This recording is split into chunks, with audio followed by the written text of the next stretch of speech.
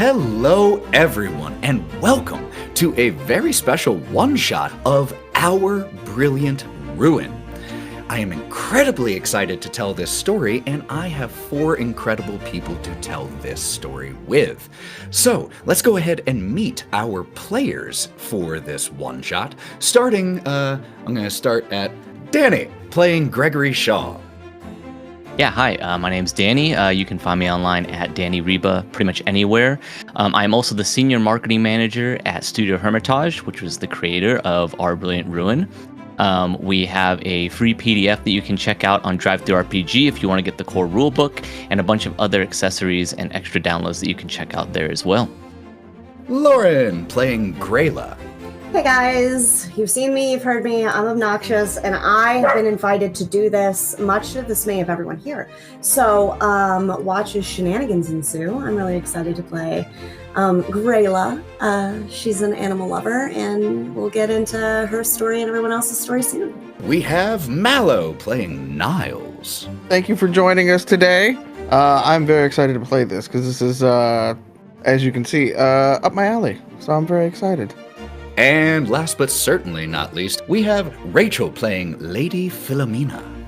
Hi, yes, my name is Rachel J. Wilkinson, and I'm going to be playing Philomena Willow. I am the senior writer-designer at Studio Hermitage, one of the creators of Our Brilliant Ruin.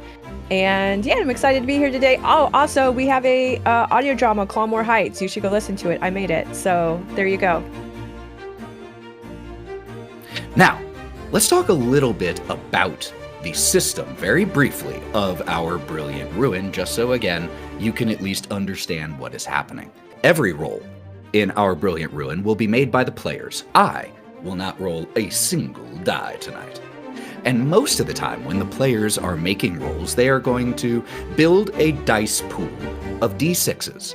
And they're going to do this by selecting one of their skills and one of their personality traits.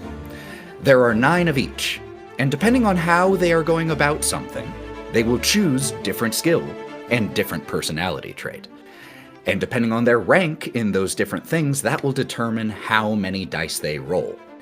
Successes are known as brills, while failures are known as glooms. A roll of a 6 is a brill or a success. A roll of a 1 is a gloom. There are more rules than just that, but that is enough to get you into the game to understand what is happening when we talk about brills and glooms. So, I think we are going to be good to start. What do you all think? Definitely good. Yep.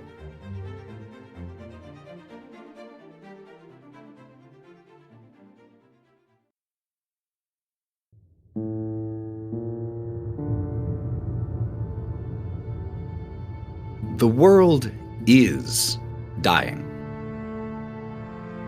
In some ways, in some of the most important ways, according to some, it already has died. Before the memory of anyone living, generations ago, the light of a distant, dead, and strange star reached our world, bringing with it the ruin. The ruin.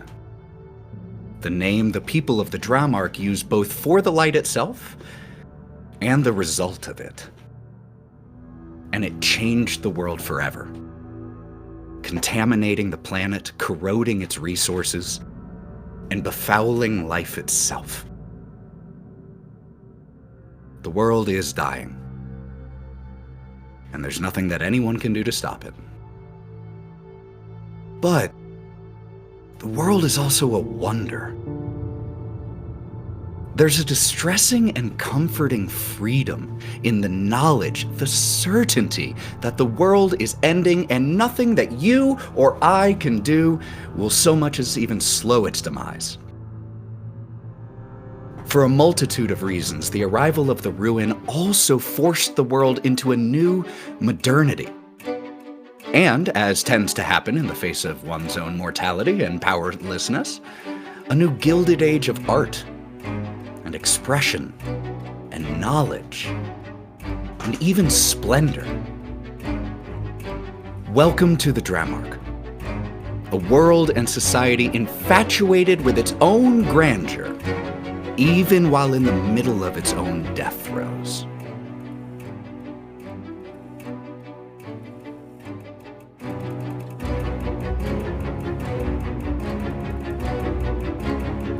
This story is not about saving the world, because we can't. This story is about 4 people doing whatever they will do with that certainty and that knowledge. And so, as we start our story, we start in a car. We can hear its engine and we can hear the crunch of loose gravel under its tires. There is a chauffeur sitting far in the front seat. But it isn't her that we're interested in. The camera instead focuses on 2 individuals seated in the rather luxurious leather back seat of this vehicle. A vehicle that has been provided to these 2 by House Astus Willow. And as such, the interior here is blacks and deep purples with black curtains on the windows of the interior of the windows of the vehicle. And who do we see seated back inside here? Let's start with the person who is responsible for this car driving down this road in the first place. Niles. Niles is a very thin, sort of waferly man, dressed in a fancy button-down shirt and vest, with a bowler hat on, because he just couldn't be bothered to comb his hair this morning, so he's tied everything back as much as he can. And he is seated with pinstripe slacks that have been tailored, that go into black, as shiny as he could get them boots. And he's just kind of sitting there very listless and very just kind of maybe hungover / bored with the world. And seated also back here, Lady Philomena. Who do we see? Lady Philomena is a little older and is also looking very bored right now. The drive was tedious. And yes, and imagine, I suppose, a funeral director / school marm / aristocrat, something in there, all black. Not looking quite as severe, but definitely has an agenda for being here.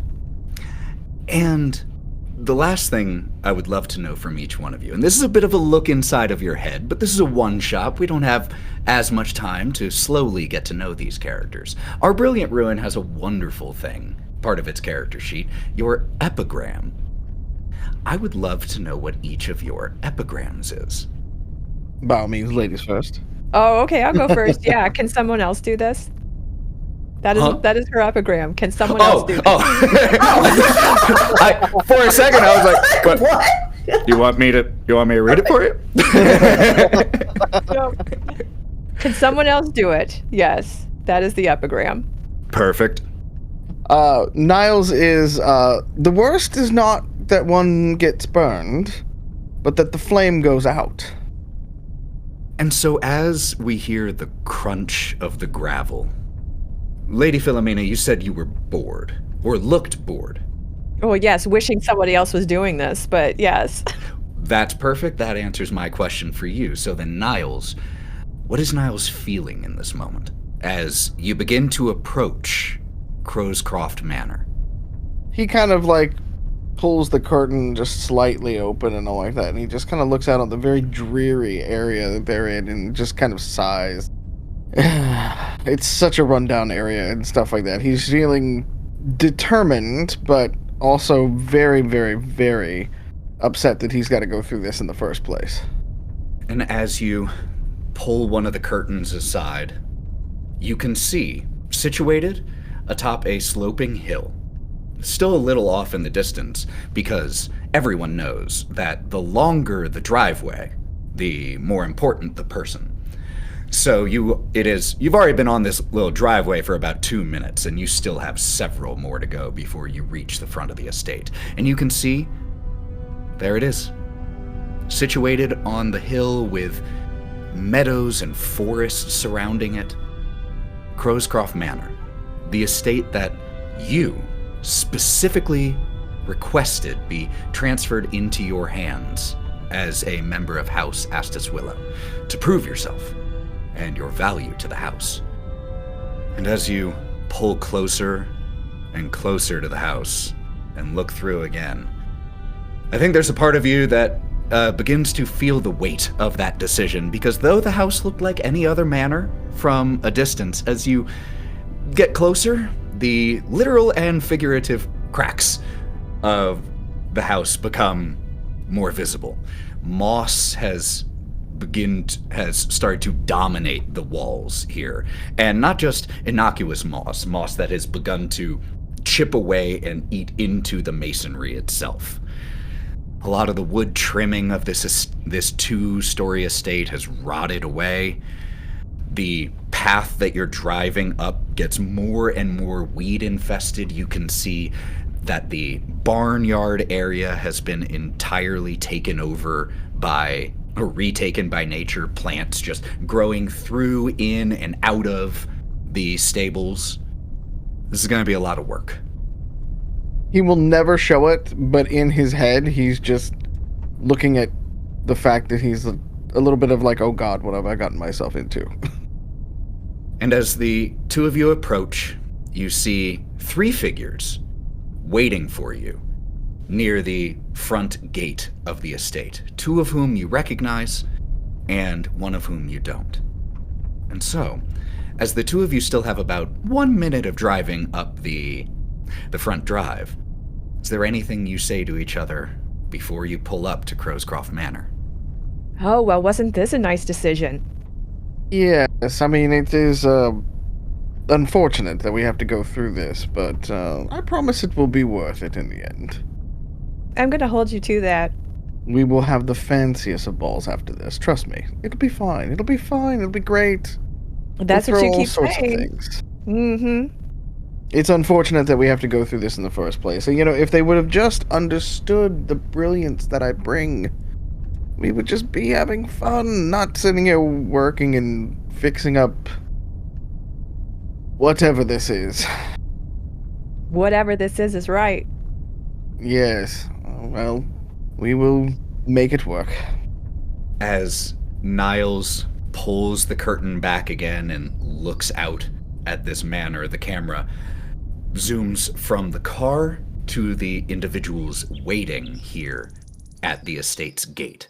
And as I said, there are 3 figures. One of those is a woman, mid-50s, brown hair gone a little gray, that is tied up in a bun and wearing very proper and professional clothing of the League of Glove and Key. But it is not her that I want to focus on right now. It's the other 2.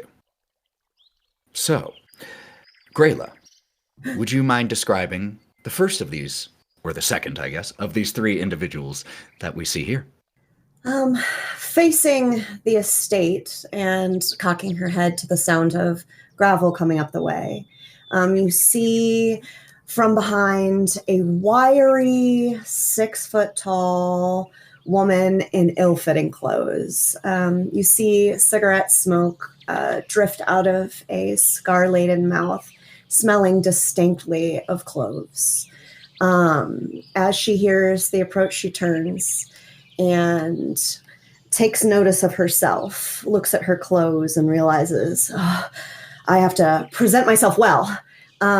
She has an ill-fitting long-sleeve shirt that has pockmarks of several shapes and sizes on the sleeves. She rolls them up haphazardly, and you see matching scars on her arms, probably from working with birds and various clawed creatures. She's got a tie around her neck as well as suspenders down to her sides. She pulls those suspenders up and over her shoulders, straightens her tie, and pulls her long hair back over her shoulder. Takes a big deep breath and tries to compose herself. Gray is ready to meet her new employers and hoping to make a great impression with the animals here as well as the people. Her motto in life is, we are not above the laws of nature and we should act accordingly. You can see by her loving scars that she's embraced this full force. And the individual that we see next to Gray. So Gregory has he has a flat cap on. He has kind of some rough, like 5 o'clock shadow. Definitely feels like he's not super put together, but he's also not trying to. Kind of almost the opposite of Grayla in that respect. He has worn kind of wrinkles on his face, but he doesn't look old. It kind of is just either from the weariness of the world or his work or whatever has kind of just given him this worn look to his features. He does have kind of this weird fashion going on where he has these work overalls in kind of a gray color, but he has a blazer over it, a dark brown blazer that has some rips and tears in it. Not huge rips and tears, but kind of just the edging of it is a little worn and frayed. It definitely seems like he's just maybe been wearing the same blazer for a long time and has never seen a reason to get it repaired or, tailored. He does have a belt that he wears that has a couple tools along it. So he's got, a strap for a hammer. He's got a couple other small like screwdrivers and a couple pockets and other pouches for other accoutrements there. And he is not necessarily concerned with the car. He's actually already looking at the exterior of the house and kind of trying to figure out what needs to be done here. He's actually probably up at like one of the edges looking at the moss or the overgrowth and like peeling back some of the plants just with his bare hands, just like not even really caring about it. Peel back some of the creeping ivy on the exterior of the house, and some of the masonry crumbles away along with it. And yeah. I feel like after you do that, knowing that you're going to need more tools, you just kind of like lay it back down for a second. Yeah. It's definitely, he's making a lot of mental notes, murmuring under his breath. He looks like he has an expression on his face that's like, oh boy, all right, this is definitely an undertaking. And so he's just kind of doing that, being very autonomous on trying to figure out all the work that's going to need to be done here and trying to figure out what he's gotten himself into as well. His epigram is keep your tools sharp and your words blunt. Love that one so much. And the third individual here, the other member of the League of Glove and Key, I know that, Gray, you are also a member of that same guild, but you came from two different towns. Not every member of the guild knows each other, quite far from it. But there is still that mutual respect there. And so upon your immediate arrival, she introduced herself to you as Maeve Hume. And as the car pulls to a stop, the dust of the gravel settling, the chauffeur steps out, walks along to the side closest to the house, and opens the rearmost door for you two, Niles and Lady Philomena. Niles will get out of the car first, and then will brush past the chauffeur as if they're not standing there, and just start to kind of look out over the entire estate, leaving the lady in the car. The chauffeur extends a expected and proper hand to Lady Philomena too. And Lady Philomena takes it and she steps out. She surveys the scene in front of her and thinks, Oh, wonderful. The staff is as shabby as the house. The chauffeur wastes no time after you step out in closing the back door, getting into the driver's seat, and leaving. Leaving us in the dust. Literally and figuratively, and with the dust of the departing car still settling, the woman approaches the two of you. Lord Niles, Lady Philomena, my name is Maeve Hume, and I have had the privilege of being the caretaker of Crowscroft Manor since Lady Valeska departed years ago. If it please you, if you're not too fatigued from your journey, it would be my pleasure to show you around the estate. You've been keeping this up since they left us unexpectedly? Looks back to the house and then turns to you with setting a confident look on her face that isn't necessarily reflecting reality. To the best of my abilities, it has been with limited funds and only myself to do so, I've done the best I can. But I am sure that with the return of residents here, that it will be brought back up to its former glory in no time. Even more so, my dear. Yes, let us, and he'll turn back to Lady, and he'll just kind of look and, please, show us around. Gregory is very just still laser focused. He kind of hears voices, turns his head over.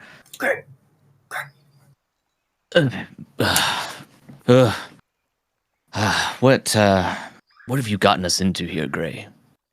I didn't do anything intent. I thought it would be a good opportunity for us to, prove ourselves. Not that you need to do that, but I do. Okay, well, I'll let you take the lead then. Oh no! You do the talkie. I do the. I'm more of a fetch kind of guy, girl, whatever. I'm really nervous. Can you please take the lead on this? You got this. And Gray kind of just puts her hand on your back and just gently nudges you forward and coughs to herself. Good day, lady and lord. So Gregory will kind of cast a glance back, but take a couple steps and, yes, hello, your lady and lordship. My name is Gregory Shaw. I've been brought here to kind of help assess the state that the manor here is in. Suffice to say, it's not great. But, and slaps a shoulder on your hand, slaps a hand on your shoulder and says, and there's nobody like Gregory to get this ball rolling. The best planner I know in the entire league. Maeve, from behind everyone, so only, or at least from behind the Lord and Lady, so only Gregory and Gray would see this. Maeve looks down and looks absolutely mortified at the lack of proper decorum coming from these two staff members. Just... Well, it's good I don't care much about decorum. It's a pleasure to meet you both. Yes, charmed, I'm sure, yes. And he will reach out a hand to them very awkwardly. And Grayla reaches and weirdly puts her hand like this, and she just kisses your hand. Thank you for your faith. And then looks at Greg like, help me. Greg will go ahead and reach a hand out and shake your hand, but his hands are not clean. Like, he has been messing with this ivy, and he probably has some dirt and stuff on his fingers, and so he's shaking your hand, and then he says, whoops, and he kind of just wipes his hands on his work overalls. He'll pull a handkerchief out of a vest pocket and kind of, rub the hands through real quick as best he can and just kind of do one of these things. And he's like, yes, we were going to be shown around and trying to understand this whole place. And perhaps you would like to join us, I assume, and we'll get it figured out. Yeah, I would love to see the bones of this place and see how it's holding up, because it's anything like the outside. It's probably worse on the inside. Could be, but we'll have well, I would say faith, but who the hell has faith these days? High hopes. Let's go with high hopes. Yeah, and I definitely am very excited to get with the stock and flock and just really hit the ground running with our animal friends here. Get this up and running like we need to. Maeve begins to show you all around the estate, starting with the outside. Despite the modest stipend that was provided by the League for me to maintain the grounds, there simply was not enough to keep up with everything that needed doing. And you can see, as I said, overgrown almost everywhere. Maeve has managed to keep the tall grass a little bit shorter, like right around the exterior of the manor itself, but outside of that, it has begun to dominate and take over. But while leading you outside, one of the first things that she points out to you that definitely catches your attention most, Gregory, I don't know if the Lord and Lady quite appreciate how problematic it can be to have a cistern that is not functioning and is mostly empty. Maeve Hume leads you to where the entrance to the underground cistern is used for repairs. I was not exactly confident enough or equipped enough to check on what exactly the problem was myself, but there has not been any running water, at least none with any real pressure for quite some time. Well, and Gregory he's not going to get his hands dirty, but he's just kind of observing, just looking at it, and say, yeah, well, that's going to have to be one of the top of the list things. Not really going to get very far in this manor without any running water. So who knows what's Indeed. going on there. This just a gem. Just a gem. Niles. What a great choice. Yes, well, it was this or the small paddock down on the other end of the city. So, we'll do the best with what we have. I'm wondering what I did to upset the family so much to send me to this place. Well, I've heard rumors, but you'll figure it out. You're a smart lady. You'll figure it out. The part that catches your attention, Gray, is the fact that it looks like Crowscroft Manor did once was able to house, had kennels and stables and all manner of being able to take care of at least enough animals to get by independently. But now those buildings themselves are going to need some work and upkeep before any animals can be tended to in them safely and responsibly. And upon seeing the dry cistern, she knows she can't get any work done if she can't water these animals that come in. And she looks at the barn and just puts her hand in kennels, puts her hands on her hips, and you see a different side of her. She becomes more professional, more business oriented, and you hear, we absolutely can't work with this. We have no water. We have no land. I mean, it's clear that we can house animals, but it'll all depend on what you particularly want from the estate to what kind of animals we're going to house. When you give me that information, I can move forward and we can stock out. Well, horses, of course. Of course. Did you say a horse, of course? Of course.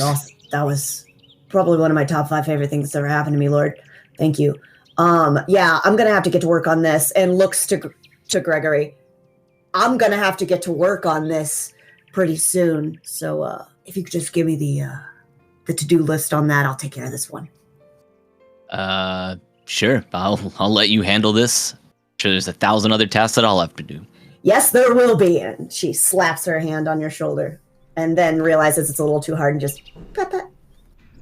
Maeve eventually leads you inside, and as you step into the estate proper, the creaking wood beneath your feet, the extent to which this place needs work comes even more clear, because as bad as the outside was, inside's worse.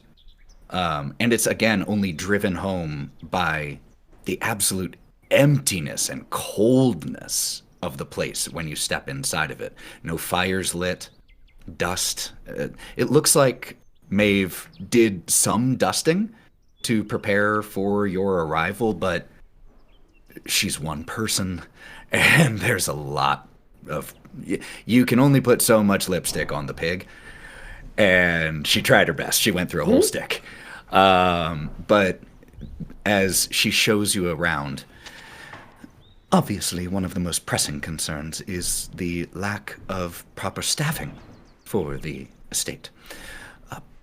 I would be happy to remain on to assist with anything your lord and ladyship would need, as I have over 3 decades of familiarity with the estate. But should you wish to not maintain my employ, I would be happy to direct you to other members of the League of Glove and Key, whom I'm sure would be more satisfactory. See how well you work here, and then we'll take it from there. How's that? Call it we need like a recruitment drive. We need to get all the best PR that we can get out there, of course. It wouldn't look very good if we just came in and, dictatorially just sacked all the people who were most important, or may have even had, all the information about all of this stuff. I'm just saying, it wouldn't look good if you just went in and sacked the 30-year people. Very generous, my lord. As to other staff, I have taken the liberty of drawing up a needs list and some recommendations of individuals that I know from Crowscroft Village who would be... I'll take that. I'll take that. And she has drawn up butler, housekeeper, chauffeur, groundskeeper, lady's maid, valet, hallboy, cook, scullery maid, housemaid, a number of different things, along with 2 or 3 recommendations for each position. Sure, we can figure out something. As you are taking a look at the note while she continues to lead you through the house, Maeve says to you, one other thing, I hesitate to even mention it, but sometimes the manor does make strange sounds. Banging, rapping, from likely pipes, I would imagine. Nothing has ever come of it, but I wanted you to be aware of it should you hear it, and not to be alarmed. Yeah, it's probably some of the foundation falling apart or crumbling here and there. Probably some of the pipes going bad. Could be rats in the walls. Yeah, could be rats in the walls, for sure. Those were precisely my thoughts. More superstitious or paranoid individuals in the village claim that the manor is haunted, but in 30 years I've never seen such a thing. And if anyone would have, it would be me. Yes. Well, the only thing that will be haunting these walls will be us soon enough. And he kind of looks around. Are we in sort of the main ballroom back in there again? Or is there a ballroom? Let's go with that first. She has shown you around the first and second floor. There is a ballroom. There's the stair hallway, which is the main entryway right after the vestibule. However, this estate is, it's not a bad building by any extent of the imagination. It's just been allowed to become dilapidated. It has a dining hall, ballroom, has a room that looks like it was entirely for the storing of long arms and firearms for hunting. The second floor has a gallery, has a greenhouse solar style room. Once fixed up, you could certainly host some grand parties here now, that's for sure. But as we sort of reach the end of all of this, he just kind of does a big twirl around and stuff like that. It's like, see, Philomena, look at this place. Look at all the things that we get with it. We spend no expense. It's fantastic. Yes, we'll have balls over here. We'll have food over here. all of our people up here, and we'll have a band. Like, this is fantastic. It's fantastic. It's fine. This is great. We can work with this. As you say. As you say. I look forward to you yes, accomplishing it all. We will rise above our station here, and we will show a few people what we are up to. And then they will be envious of what we have built. And he kind of lingers a little bit on the we. If I may, as one of my first, may I take calling cards to the neighbors? Darton Hall and Amstel Manor are not far from here. They would be your closest neighbors. I would be aware for that, but let us get the outside at least cleaned up a little bit. And he reaches into his coat pocket and pulls out it's a linen sort of calling card with red writing and white writing on it and things like that, and hands it over to her. Says, you will know the right time to send this. And yes. Of course. I will simply inform them that you are present but not currently prepared to host any guests at the moment. And she gives a little curtsy and holds the calling card to her chest, steps away 3 steps, and then exits, leaving the 4 of you now here in the ballroom area of Crowscroft Manor. Our budget for this, or am I to understand that we have no budget and we can do whatever we want when it comes to this? I would leave that up to your discretion, your lordship. It's gonna cost money regardless of what you do, whether you're trying to just repair stuff or gut it and add new stuff. I would say that our first priority needs to be that cistern, though, and I can go take a closer look at it. I can certainly help. Did you know the moles can dig without having to see?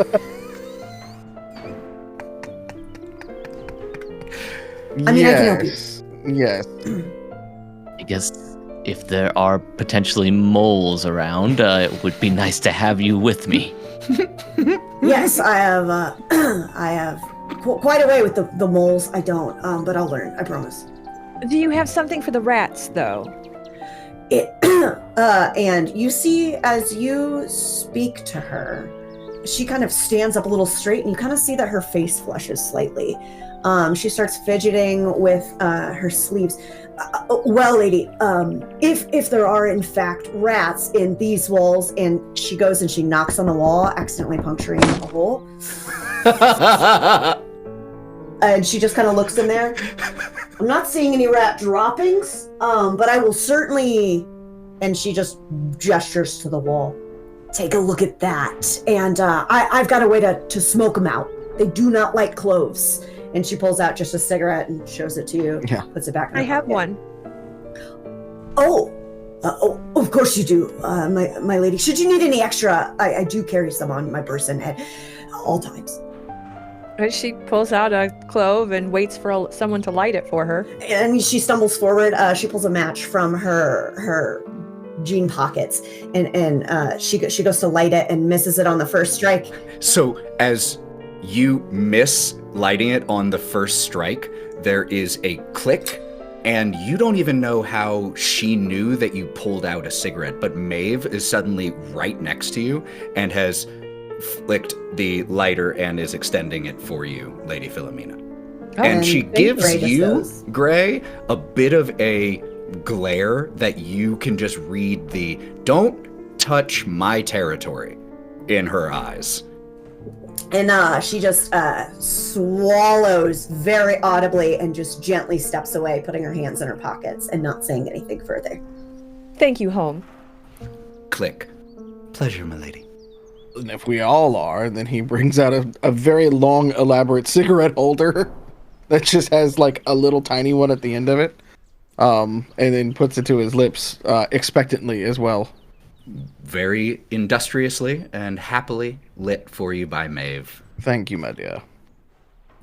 When shall we begin interviewing some of these folks that you have on your list? I can arrange meetings at my lord and lady's earliest convenience. He looks back at the other two of you. He goes, well, they're going to need all the help that they can get, unfortunately. So, yes, let us set up a Do we have a table or something we can do? We can talk with people. Do we do this sort Oh, of we thing? don't want. I don't want to talk to any of these people. Let's just have them do it. We have this list. I don't know who any of these people are. That seems fine. Let her do it. Fair enough. Go forth. Go forth. Spare no expense. Get us the best that you can find. Only the best. Thank you for your trust, my lord and lady. I will see to it immediately. Are there Oh, any... but I should say, if I don't like any of them, it will be your fault. Of course, my lady. Naturally. Then, may I ask, are there any particular staff positions you wish priority placed on? I need a lady's maid, absolutely. Ladies' maid, absolutely. My lord? Make sure there's someone. Make sure there's a seamstress. A high, well thought out seamstress. Making notes on the paper as you say this. Of course, of course. I know just the person, my lord. Oh, and this gentleman, what was your name again? Shaw? Gregory, ma'am. Oh, okay. Get him some help too. I want to take a bath, and it sounds like I can't take a bath. Oh yeah, there'll be no bath taking until we get that cistern taken care of. And Yes, we're going to prioritize that. Get me somebody or get him someone to do him things. I can send word to the union, Rivet and Bellows Union, straight away. And Is that who see- you're with? Are you with the Rivet and Bellows? I think that maybe we'd want to bring on some unbonded help. Probably do it for a little cheaper, quicker, less overhead that you have to worry about. You want it done quickly, I like right? it fast. Is it Yeah. going to happen fast? All right. It'll happen faster if we don't go through the guild. I guarantee it. I mean, I'm always up for expediency. So long as these people are good, I don't care how it gets done. So, do which I have must. some unbonded folks that I can bring aboard here, and we can see how quickly we can get it done. It depends on the damage. They aren't going to rob us, though, are they? I can guarantee you they are not going to rob you. Okay. I mean, not That's not like what there's they much take. here, but Yeah. As long as their dues are paid, you have nothing to worry about. And it sounds like you are sparing no expense. no. We're going to spend every mark Niles has. So, we, with Maeve Hume rushing off to send letters to and to send word to the individuals that she thinks best for the particular positions. Before we cut forward a little bit here, I want to know from all of you, of these particular staff positions or others, which 5 would you want filled first? Butler, housekeeper, groundskeeper, scullery maid, chef, valet, which would be the equivalent for you, Niles, of the lady's maid, chauffeur. I would say groundskeeper. Yes. Because how else are you going to feed everybody? You know, I mean, we need to make things look pretty. We need to get stuff in the ground. We need to get moving. Well, we can hide some of the impurities of the house with a nice outside and just, work in progress kind of thing, right? And then, of course, we need to eat. And, I don't think either of us in here would care to be in the kitchen now, would we? I don't even know what a kitchen is. Yes. Yes. So, yes, we'll need that and perhaps a butler to go forth with there next, I would say. Lord, Yes. sorry to speak out of turn. I like I said, I'm here for Flock and Field. And I was just wondering. I mean, I know we're gonna work on the cistern, and I can definitely help doing that, as well as the barn and kennels. But we want horses, clearly. But are you wanting chickens? I mean, we need to get those things here. So if you could just keep in mind what kind of feet you want on your ground. We want food, is what you're asking. Yeah. I mean, you want eggs, you want fresh chicken, you want goats? Like, what are we looking at here? What do you need dogs for? I mean, I just want to get the gears turning, because that's the whole reason why I'm here. Perhaps goats could take care of your grass problem. That would be very helpful, and also they're really good at eating compostables as well, so we're not putting more waste on our planet than necessary. You have all... Not that that matters to me or anyone else here, of course. That's a 50-year-old's problem. You have all of the answers, and he kind of goes in there and like takes the lapels and like props them up a little bit just to puts them out and everything like that, just to kind of like give him a little attaboy, like you got it all. Just do as you need from there on, but just know, I would like at least one peacock. A peacock. That's very exciting. Yes, a peacock. I mean, I've totally tended peacocks before and not just dreamt about it in my dreams. I will make sure that we have the best space for your peacock and for you to show your peacock. Fantastic. And he kind of just, like, big smile on his face when you say that. And she just beams. She's standing taller than you've ever seen. She's on cloud nine. So, we actually cut now to Gray and Gregory checking out the cistern to see exactly what needs to be done, because you listed that as high priority. The entryway to the maintenance section of the cistern is a wheel lock round door that is sunken into the ground outside of the estate. So you have to, and it hasn't been opened in a little bit. So it takes both of your efforts to get the first inch of it turning and then spin, unlock, and open it. And the cold air from this underground cistern comes out of it as soon as you open, along with the smell of wet concrete and water. And a little bit of mold, honestly. Who goes down first? Do you want to send me down? No, Gregory will go first. Good.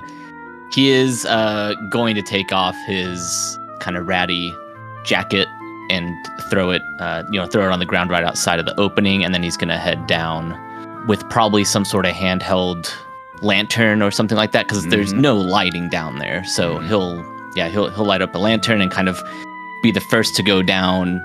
You begin to climb down with Gray passing, holding the lantern above the entrance at first as you climb down, and then passing it to you. And then Gray, you follow behind. And as your leather boots or shoes make contact down here, there's just a slight splash of water. The space under here, concrete, fairly large, and is clearly built underneath the foundation of Crowscroft Manor itself. You can see tall pillars that support the manor above. And as the two of you start to look around, it doesn't take an expert, even though you are one, Gregory, to realize that this is not going to be a simple matter of just refilling the thing. Which in and of itself is going to be an issue, because you're not located right next to a source of fresh water. Yeah, so Gregory is kind of assessing it, and you can tell from the size and the mumbling and his general body language that the more and more he explores and looks around down here, the more and more it is just not looking good. I think at first you came down here with like the tiniest amount of hope still left that this wouldn't be a huge thing. Like, all right, above ground sucks. So maybe down here, it won't be that bad. And when you look at first, you're like, okay, it's empty. No problem. That's going to be a pain. But you start walking around more, looking more closely with your lamp, and you find a number of hairline cracks in the cistern, but then you find two particularly deep, jagged ones. And you are immediately certain that in its current state, you could fill this with as much water as you want, and it would slowly seep away. Well, Gray, I don't have great news. This is a lot worse than even I was assuming it would be.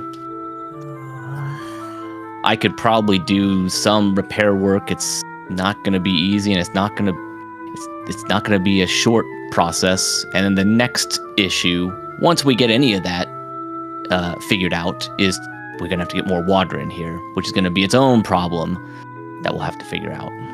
I mean, we can mule cart it, but what's that? And it's gonna point at that. I mean, that doesn't look. I mean, I'm not an expert like you, but that doesn't look like it's good. No, I mean, what if we can't put water in here, can we?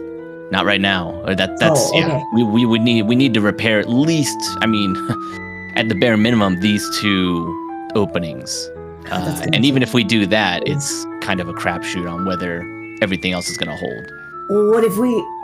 Okay, we really need to. And she puts both hands on your shoulders. We really need to make a good impression here. And she kind of lowers her voice. I really don't want to mess this up. What if we pivot? Okay, what if we build rain barrels? I mean, we could try and start. I mean, because we can mule cart some water from the lake. I don't know, man. I'm kind of tripping. We're not. Yeah, it's. Just calm down. Okay. We'll figure it out. Gregory, you remember Trevally by the Sea. It's an unbonded enclave that is not terribly far from here and is situated along the coast. It might be a good source to solve both of those issues. Is potentially finding laborers and potentially entering into some type of agreement for the fresh water. Okay, Gray. Yeah. What you got?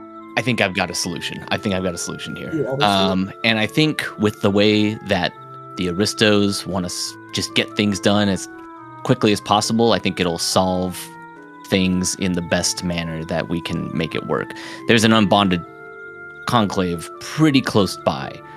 Not only are those unbonded workers that can come and help with the repair situation, but they're next to a body of water, so we could find a way for them to help us get the water in here once it's been figured out. Okay, cool. And obviously great. they're unbonded. I might even know a couple people that are down there, so that'll probably be the next step for me, is going down there to try and chat with them, especially knowing that we're being bankrolled by some aristocrats that are a little desperate. I think that we could definitely work something out. Yeah, I think that's a great idea. 2 birds, 1 stone, as it were. Of course, I would never throw stones at birds, just to be clear. But I think that it's really important for me to show work being done here as you leave. Is that cool that I hit the ground running and I get started, show them we got good faith and we're moving? Do you know what you're doing? Mostly. I know basic maintenance. I mean, and she puts her hand on her head. It looked like it was just going to be basic maintenance. I'll obviously just get started on just basic stuff, and then when you come back, you can help me with all the structural stuff. I think we just need to make it look like we're working, because I've heard a lot about Philomena, and I don't want to get fired on my first day.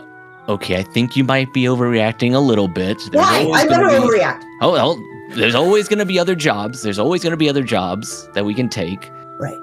And especially with you, you've got the guild to help you out. Yeah, but I don't want you. The guild, man. Listen. Sorry, go ahead. I'm more. I don't want you to do more harm than good down here. If I'm being completely honest, this is standing on a razor's edge of falling apart. And if this area falls apart, the entire foundation falls apart. So. Okay, so I won't be touching that. I'll just be touching my barn and kennels and stuff. Yes, yeah, that's what I was going to say.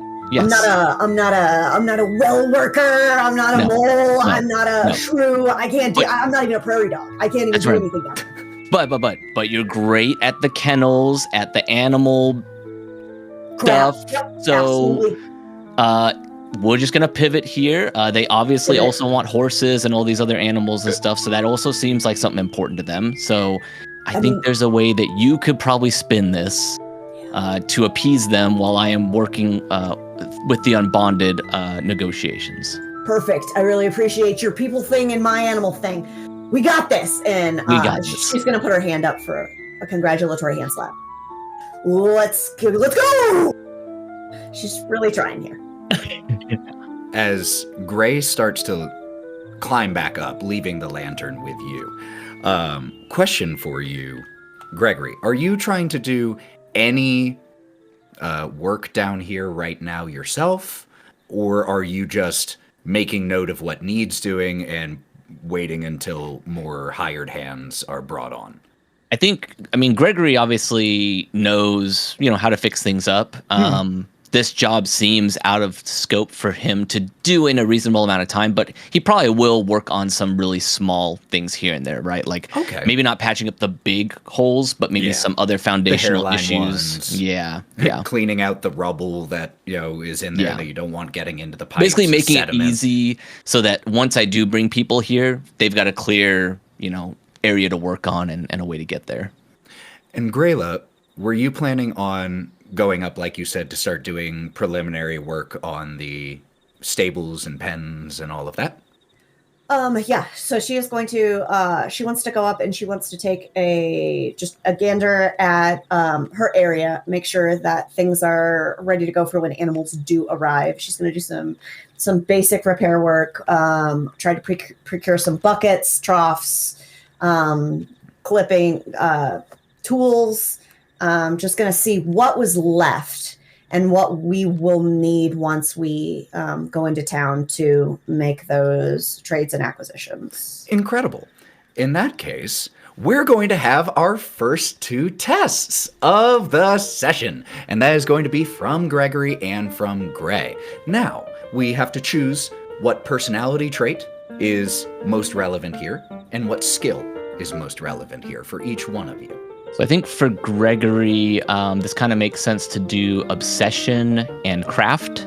Totally agree.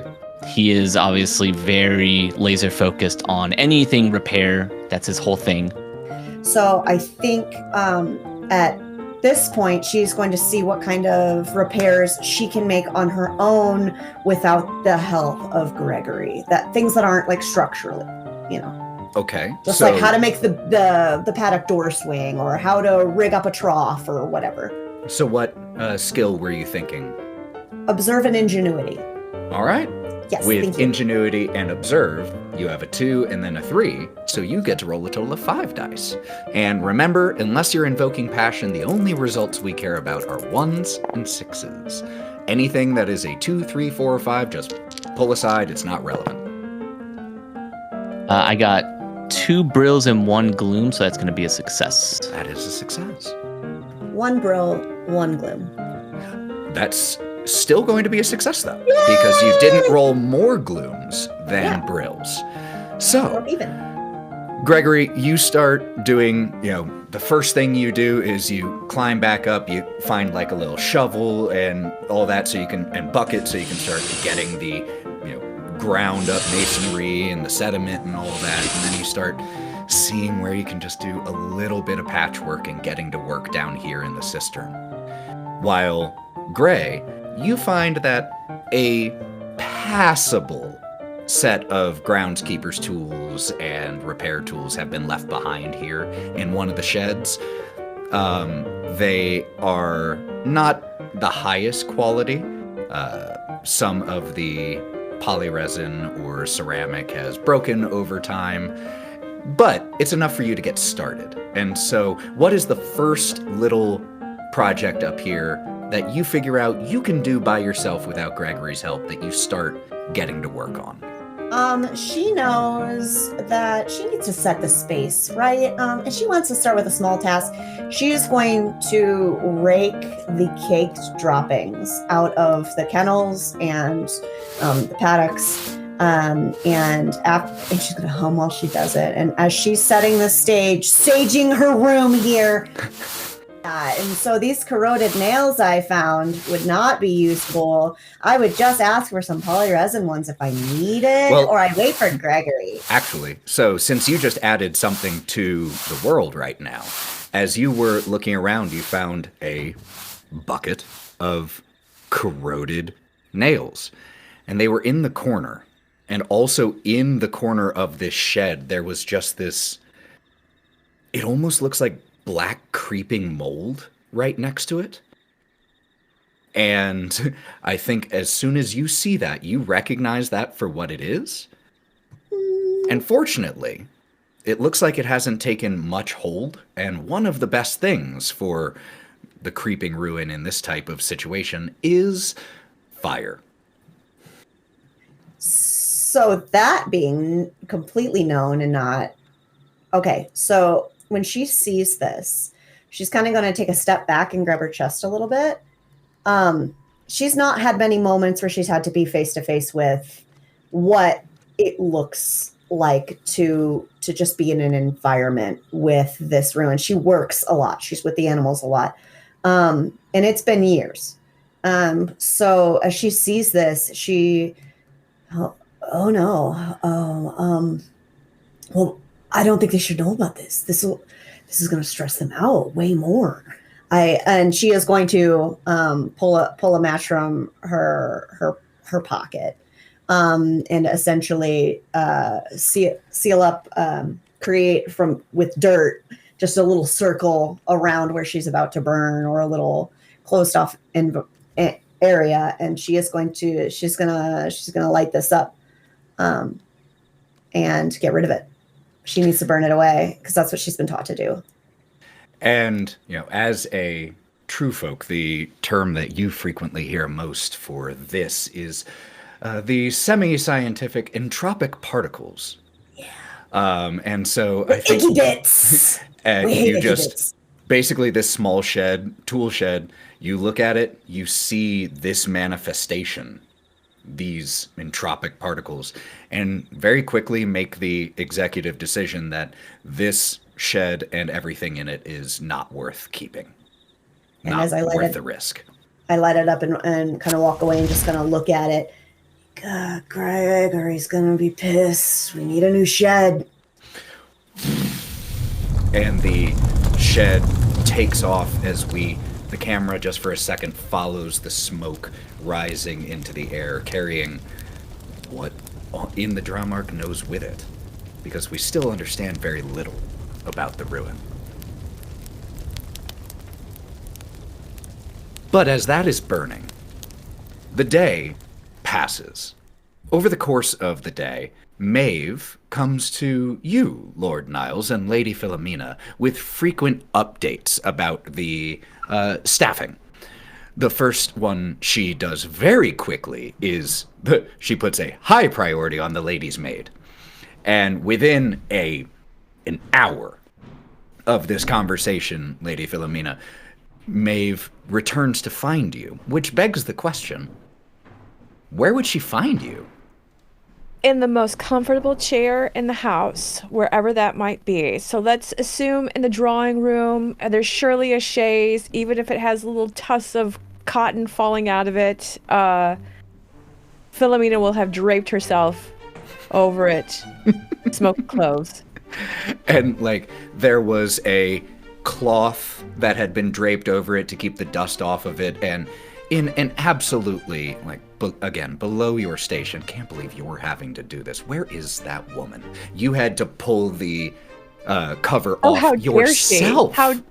How dare she make me unsheet my own furniture? I agree. What the sheet? And dust fills into... But you've been... I think at this point, the glass ashtray next to you has a couple... semi-finished or finished cloves. Eventually, Maeve... Milady. Wonderful news. Good. Home, yes. Mabel Henshaw, the absolute best that lady's maid that I could find here in Crowscroft village, has agreed to come on in a probationary period. I do regret that is a rather common refrain that I've heard from a number that I have inquired with. The manor does not have the grandest reputation, and so a number of the true folk are hesitant to sign on for long contracts at the moment. But I have no doubt that all of her concerns will be put to right. Oh, it's not probationary on my opinion. Are you telling me that it is probationary on this woman's opinion of me? Milady, did not mean to offend. No, certainly not on you, on the condition of the estate, without any water or any such things, not to mention the rumors of... Niles' opinion. They don't like him, right? Oh, it is certainly not you, milady. That I can guarantee. Yes, it's just not me. Okay. No. That's fine. Of course. So, she will be here by the morning tomorrow. I have also heard from Edith Pargetter, the seamstress that Lord Niles requested, and she too has agreed to sign on. Probationary, though. Yes, milady? I see. For what it's worth, I have no such considerations. I am happy to remain here at Crowscroft Manor for as long as your ladyship and lordship would have me. Well, that's good. At least there's somebody here with decency. All right. Her posture gets even a little bit better when you say that. Like, you could balance books on her head and teacups on her shoulders. She is just so perfectly proud. Well, you are heads above the rest then. All right. Well, let's let these women have a chance, and we'll see how they do. Question. While all this is happening, Niles, where are you? Niles is walking the hallways and all of the main areas and stuff. He is obsessed with trying to just get it perfect. You know, there is a vision in his head of what this place could look like and what this place could be.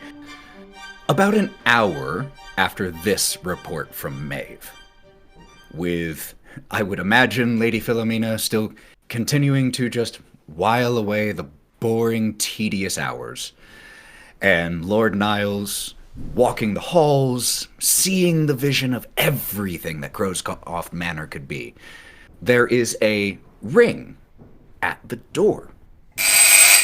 And both of you hear the quick footfalls of Maeve Hume as she quickly goes to answer it. You can hear very brief, muffled conversation, and then the door close. She then comes to find you two. Lord Niles, Lady Philomena, I have received a calling card for you both. And she passes you it's a letter, and it is handwritten on the outside, addressed to both of you. And when you crack it open, you see this green calling card, and again, handwritten, very elegant hand. The calling card seems to be from the Lady of Amstel Manor, Lady Fidelia Valgrieve. And the response reads, Lord Niles Willow and Lady Philomena Willow, it is my absolute pleasure to welcome you to the area. It would be the height of bad manners if I were not to invite you to a dinner that we are hosting at Amstel Manor this evening. We would be gladdened by your attendance, though should you be otherwise too occupied with the labors of Crowscroft Manor, we would understand. And then with a flourishing hand, signs off, along with information about the time and everything, which would be in about 3 hours that drinks would be. The invitation did welcome any members of your estate. But it seems that our presence has been requested. Perhaps we could find some allies in our dear neighbors. I agree. I think anything to get me out of this place for an evening and maybe into something civilized. I mean, I'm never one to throw down on a party or miss out at this point, so let us go and have a good time, yes. All right, let them know that we accept. Of course, milady. The two of you, or will the others be joining you? Well, let's do this. Let's decide to take them and tell them it is a reward for good work. And then, if they make us look foolish, we'll make them regret it later. That nervous one is very interesting, too. It could be fun with that. We could have a little bit of... That could be... We could have, like, true folk entertainment. Ah, yes. I like this idea. You are a cunning one. I like you. Bring Lady. the other two to me. Bring them to me. At once. Excuses herself, and the two of you, Gregory and Gray, are quickly found, just with her shouting down into the cistern, her voice echoing, informing you that their lord and ladyship demand your attendance. I should probably watch this burn. It's not burning anymore. I should probably watch this. I'll look over it. Well, pretty much done as much as I can down here anyway, so sure thing. And Gregory will kind of just do a quick wipe of his hands on a cloth, but obviously not enough to fully clean himself up as he gets out of the cistern. As Gray and Gregory find the two of you in the estate, one of them has, water, like wet cuffs of the trousers and grime and dirt on the shirt and hands. The other has some soot and grass stains and all of that. They're a little unpresentable at the moment. Pretty. Shaw, Gray, right? We're going to be going to AMSA with us today. You can't look like you. That would be embarrassing. So, do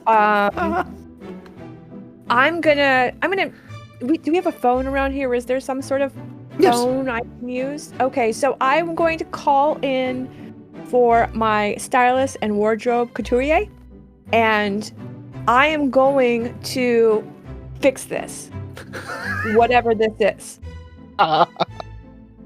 Oh, I left my blazer in the backyard. I could probably just throw that on. No, if it's touching grass, I don't want it on your body. So let me take care of this, and that would be, I'm going to use a dot for portfolio. There it is. Please be prepared, and we will be leaving in just a few hours from now, and you will wear what I tell you to wear. Yes, ma'am. And she salutes you weirdly and awkwardly. If there's drinks and food in it, I guess who am I to say no? We get to eat. Isn't that exciting?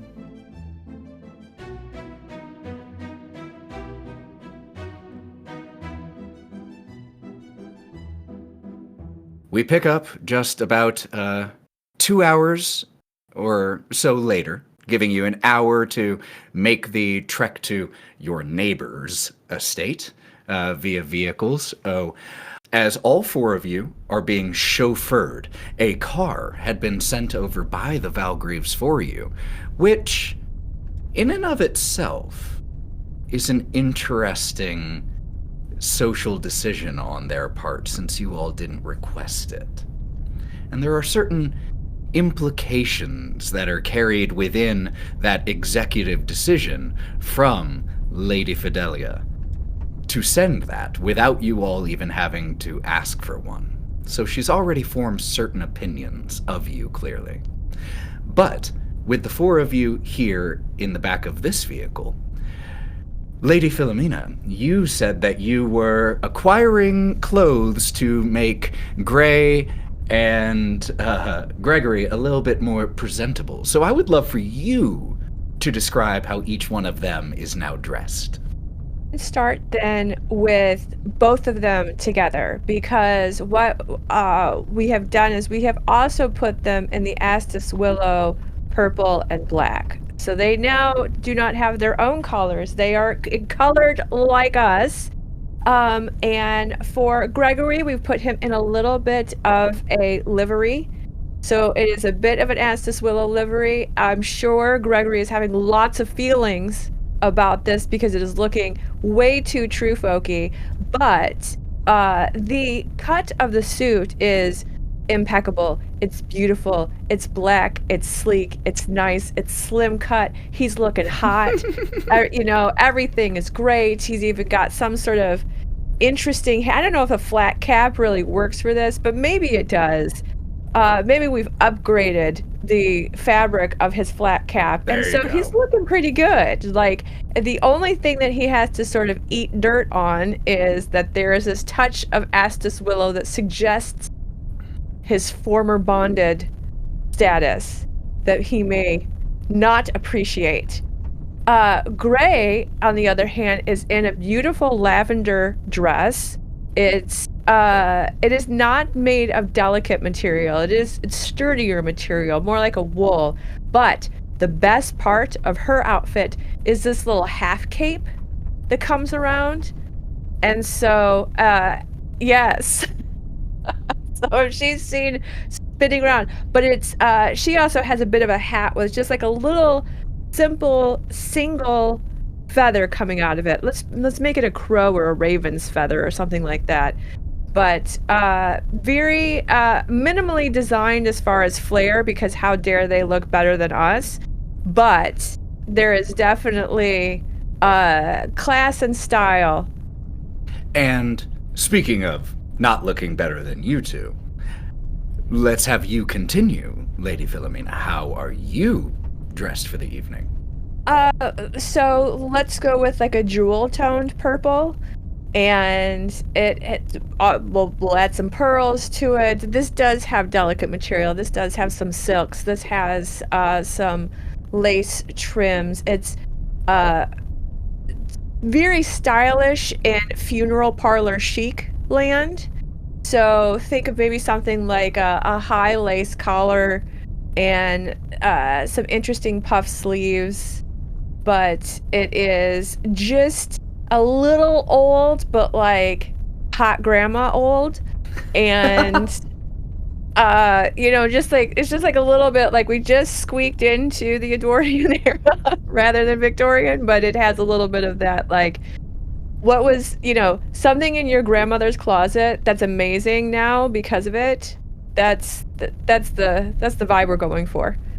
He's very, very flowy, with a long black. He's with a long black coat over top of another coat and vest, with a purple with these kind of filigree sort of shirt similar to the one that I'm wearing here, with like a fleur-de-lis kind of like pattern overside of it. So you've got the purple and dark color sort of combination that everybody has with it. Now he's done the full-on hair though, and we've got like hair flowing in the wind, but with one sort of skunk stripe down the front of it. So it's, of course it's all black except for the gray portion in the front. And he's got his cane with him at this point as well. So he's, very done up well with a little bit. He's kept the pinstripe, sort of tight cut pants and things like that going into the black boots, but he's cleaned those up a bit. And put on maybe a different pair of black boots, out of the 40 he may own at this point. And pretty well put together and things like that, but he does still have several bits of sort of filigree that look metal-ish, in a way, to kind of accentuate certain parts of it. Very regal in that sort of way. Very cool. Love all of those descriptions. As you begin to approach, and you can see out of the front windshield and out of the side windows, you can see Amstel. It is a gorgeous country estate. Probably around 5,000 acres here. You drive past extensive fields where cattle are grazing. There are beautiful woodlands around. And when you see this, Niles, I think there's a part of you that can't help but see what Crowscroft Manor could be with the right tending to. And as the car pulls up and the chauffeur gets out and opens the door for you, you see, as you step out, there are a lot of staff that work here. And you see groundskeepers, those who tend the animals. There's one individual walking by about 300 feet away. As you step out, has what looks like a large vulture perched on his forearm and is just making his way back to an aviary, supposedly. There is a well-dressed man who is smoking a pipe, and as the car pulls up and the door is opened, he takes the pipe and he knocks it on a nearby piece of masonry to get the remaining tobacco out and tucks it away and straightens his attire. And as you all step out, the older man, maybe a butler by the looks of it, gives a crisp bow to you all as you step out. Lord Niles Willow, Lady Philomena Willow, it is my pleasure to welcome you to Amsdale. And may I know the names of your guests so I may announce them properly? Yes, this is Mr. Gregory Shaw to my right here, and then to my left, this is Miss Grayla Venstar. Wonderful. Well, if you'll follow me. And as he says this, you all hear the distant shot of a rifle or a shotgun. He begins to lead you around the estate, and this place is beautiful. And there are creatures that, as he leads you, there are animals wandering around this estate, most of them freely roaming, far closer to the staff than you would ever expect. Deer with huge antlers that are just walking mere feet away from a groundskeeper who is tending to a nearby garden bed. You can hear the very distinctive, distant caw of a peacock.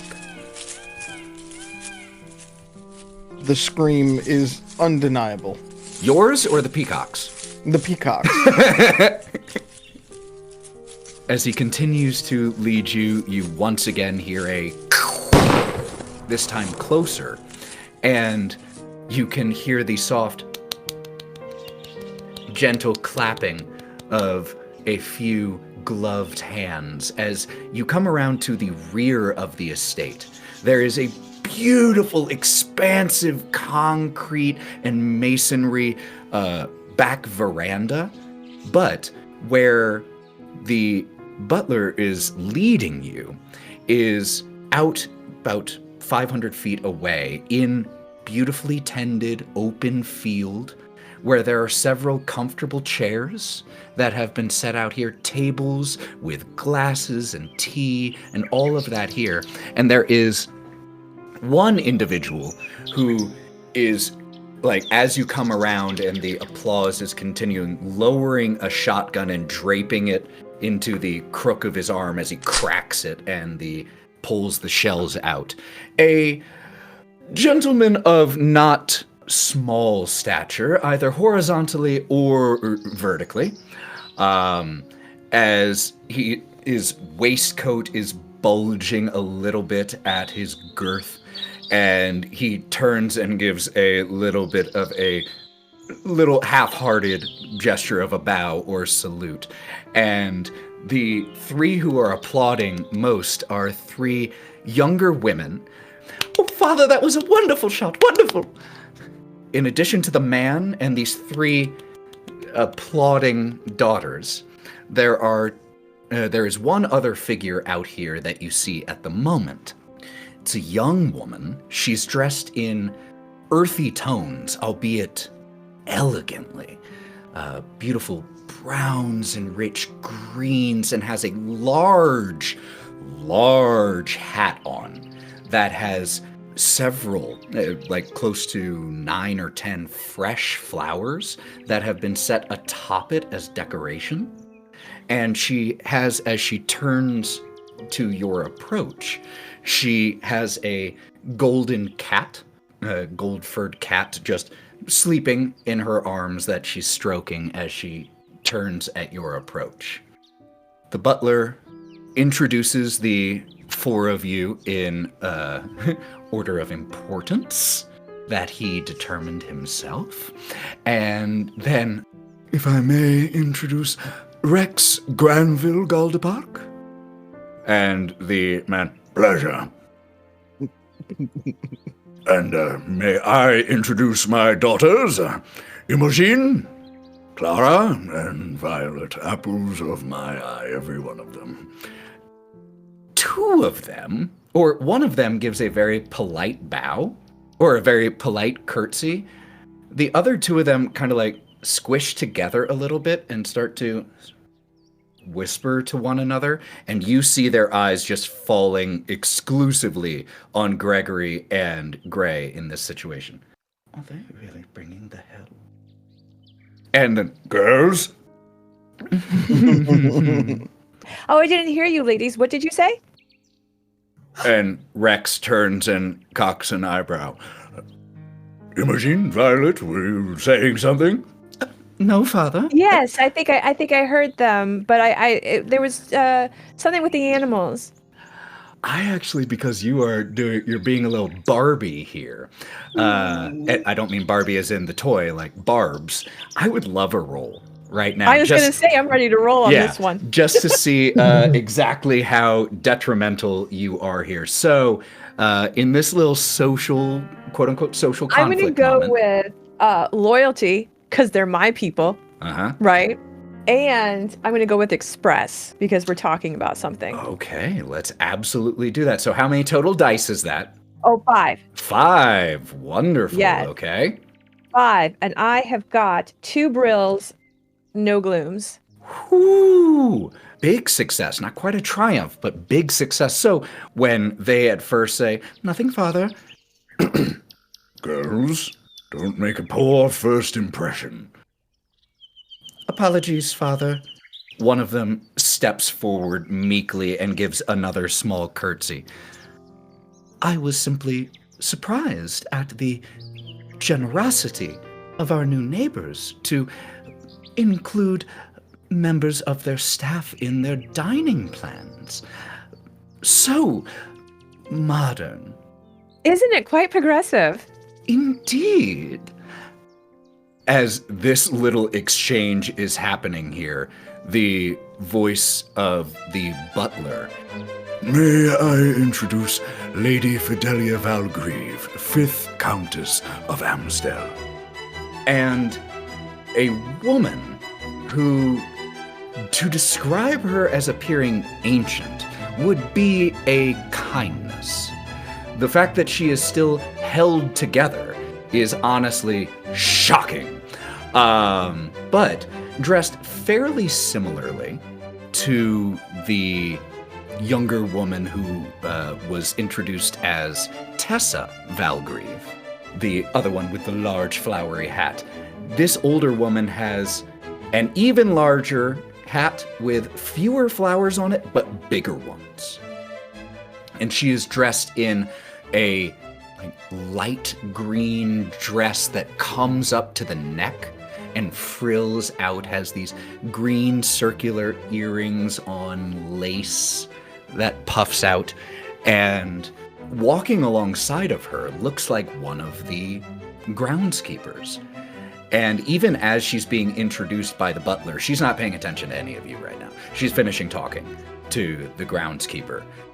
So ensure that it is finished in proper order. Thank you. And he goes scuttering off. Oh, did I miss my introduction? And she steps forward. You must be Lady Philomena. Pleasure to have you at our estate. Thank you for honoring us. Well, thank you so much for the invitation. We are just delighted to be here. Lord Niles, I have heard good things about you. Oh, but of course, sir. I am chuffed to believe that someone of your stature knows of me and knows of our wonderful, wonderful estate that we are building just near to you. We will be neighbors. How wonderful will that be? Indeed. Well, drinks. Oh, but of course. She snaps her fingers a few times, and seemingly out of thin air, a complement of 3 serving staff arrive, and in very crisp and organized, almost staged fashion, white wine, champagne, pre-dinner drinks. As Rex grabs a cigar and clips it, holds it up to his mouth, waits for about 4 seconds, and then finally one of the serving staff sets down the tray that they were carrying, pulls out a match, and lights the cigar. Big puffs. Any of you sportsmen? Grayla tries not to flinch, but you can see there's rigidity in her body. Are you a hunter then, sir? Oh, in my youth, yes, but no more. Now, I hunt the ones that don't fly or run too far. Pull! And a clay disc gets launched from a nearby machine, and he fires, breaks it midair. Okay. Oh, Father, wonderful shot. Fantastic shot, Father. I'll lean over to Philomena, and I go, well, I'm glad he decided to show off for a bit, because I thought he was talking about hunting humans for a moment. Yes, this episode is turning into the most dangerous game. Dangerous game. Mm-hmm. I love that short story. It's a classic. You really shouldn't talk about our father that way, though. I mean, you understand he was doing it as an experiment. True. True, but it's still a bit barbaric, don't you think? I mean, it's also ick. The 3 daughters hearing this Awesome. are just like looking at you like slack-jawed. I'll raise a glass. You don't want to get on our bad side, do you? I'll give him a little wink as I decide to take a little sip of the wine. And there's just another as Rex. Gregory is grabbing a glass of wine, something that he doesn't normally get to enjoy, so he is definitely taking advantage of it. Definitely going to follow suit and walk with Gregory. Gregory, did you know that swans can eat a surprisingly larger amount than their body mass? And gestures to the food table. We should be swans. I like the sound of that, actually. Honestly, although the attire could use a bit of an improvement, and, dealing with aristocrats is its own nightmare, Yeah. I'm happy to have some food and wine to indulge myself in, especially with the work that we have ahead of us. And these fancy new threads you've got. I mean, look at us. Ridiculous. Ridiculous is a word for it. What have we got ourselves into? The most stuffs her face. finest establishments around here, of course. As he kind of settles up right behind them and just sort of peeps up from behind like he was not even there at first. My lord. What an estate. I feel we can learn plenty. Did you hear the call of that peacock? Mhm. Roughly about 20 or 30 years of age, male. And did you see the peafowl when we came in? We can get some connections here. Yes, it'd be a shame if that peacock went missing now, wouldn't it? Oh, yeah. Yeah, as long as you find out what diet first, that would be really great. We don't want to change very suddenly or... Anyway.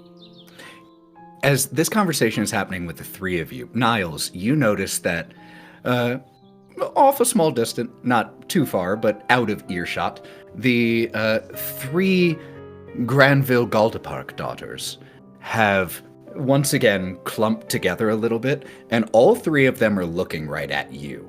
And as you glance over and catch their eyes, they look away and towards each other and titter to one another. And as there's a break in your conversation, the three of them as a unit make their way over to you, Niles. And one of them, the one who was introduced as Imogen.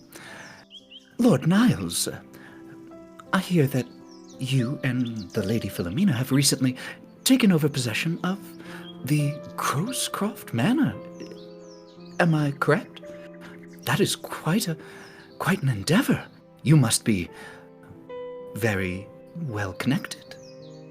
That we are, yes, and it's an undertaking, but it's always worth the work for the brilliance that we will bring to the estate once again. It will be refurbished and made even better than it was before, of course. She pulls in a little bit closer to you and says, I would simply love to hear what plans you have for the estate. Yes, my dear. As she pulled up close to you, didn't quite stop walking. She pulled up next to you and slowly continued walking, which subconsciously made you start to walk next to her so that you could maintain conversation. Mm-hmm. While the other two daughters fell back. And so the two of you now find yourselves slightly walking alone. I would like to do a roll on this to kind of sense intent a little bit here, if that's okay. I believe that would be intuit? No, gain insights. So that could be up to intuit, that could be observe. I've got more in observe. Okay, and what personality trait do you think is most relevant to this moment for Niles? Probably sensitivity. Makes sense to me. Let's make that roll. Surroundings and everything like that. So, that's 3. Let's use these 3 dice. Unfortunately, no brills or glooms. Oh, so just a net nothing. Yep. She's a little difficult to read in this moment, mostly because she isn't doing most of the talking. And she has so far simply asked you, but she does seem very interested in hearing about your plans for the estate. Okay. He's going to lean into his audacity and just start he's going to start like walking off with her and giving a lot of exposition about his plans and his grand ideas. He's going to try to impress her. You start to walk, and as the two of you get to the point where you would have to curve around and a little out of sight, you hear, Imogen? Not without a chaperone. Oh, Father! We're only going over here. He's simply telling me about... Lord Niles is simply sharing with me his ingenious ideas for the renovation of Crowscroft Manor. Well and good, but you both can do so right here, I should think, yes? And she looks at you. Fathers. Yes, I mean, they are protective and for good reason, but and how old are the 3 daughters again? I forget. Marriageable age? Okay. Legal? Young enough to, or old enough to be married, young enough that the odds of them having already been married is low. So 19 to 23. Yeah, in that area. yeah. So he's just gonna kind of hold up his glass to the father and kind of give a little bit of a look of like, it's quite all right, old man. It's quite all right. We'll just be right here. We're just talking. We're just having a good time. This is a beautiful place you have here. She's showing me around. You call him old man, and there's the immediate sound of the breaking shotgun. As he pulls the shells out and pops new ones in. Missing that entire social cue. Not even worried about it. And Lady Fidelia Valgrieve approaches you, Lady Philomena. Nice. Lady Philomena, you and I have no need of chaperones. No, not at all. Walk with me. Of course. And she puts out a elbow an arm for And you. Philomena will take that elbow. The two of you interlace arms. She places a withered, nigh skeletal hand on top of your own and pats it as the two of you shuffle off just a little distance from here. So, tell me, what brought the two of you, 4 of you, here to Crowscroft Manor? The vision of my ingenious brother. He saw in it so much potential and just knew that we had to be part of the valley, and plus to be neighbors of you and the Granville Galda Parks. I mean, what an honor just to be among you. I want to know, and this is a question first for you in general, before we even need to know if a roll needs to be made here. Are you telling the truth? It's not. Okay. Then we're definitely going to need a roll for that. Yeah, we'll do another loyalty plus express. Okay. This is called talking sheet for the family. I love bootlicking. Oh, let's see. Was that nothing? Oh, that was nothing. I got nothings across the board. I got a whole board of nothings. Another lot of nothing. And Yeah. So you say this. Oh, indeed. Well, I knew the previous occupant of Crowscroft Manor, though it has been some time since I last laid eyes on her. Did Lord Niles and yourself propose to House Astis Willow that you become its new overseers, or was it their idea for you? Oh, I believe that we understood that the property became available, perhaps through a broker, perhaps through the family. I'm actually not quite sure. I'm not one for details like that. We leave that to our people. But Niles did take advantage of the opportunity when it was presented. Well, I wish the two of you more luck than Countess Valeska. She never had it in her for the rough and tumble nature of country life. Oh, and she stops for a second. I did not even compliment your fashion sense. This dress is stunning. Did you make it yourself?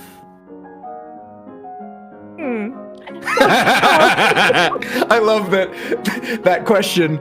Totally innocuous in certain settings, and then in others, like, you bitch. I did with my money.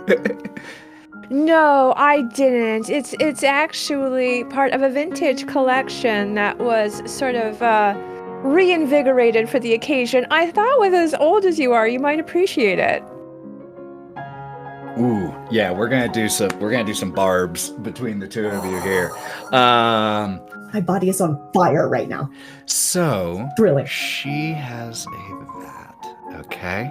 So I would love you to roll whatever you would like here for your rejoinder, and then I'll have you roll to resist hers after she sasses back.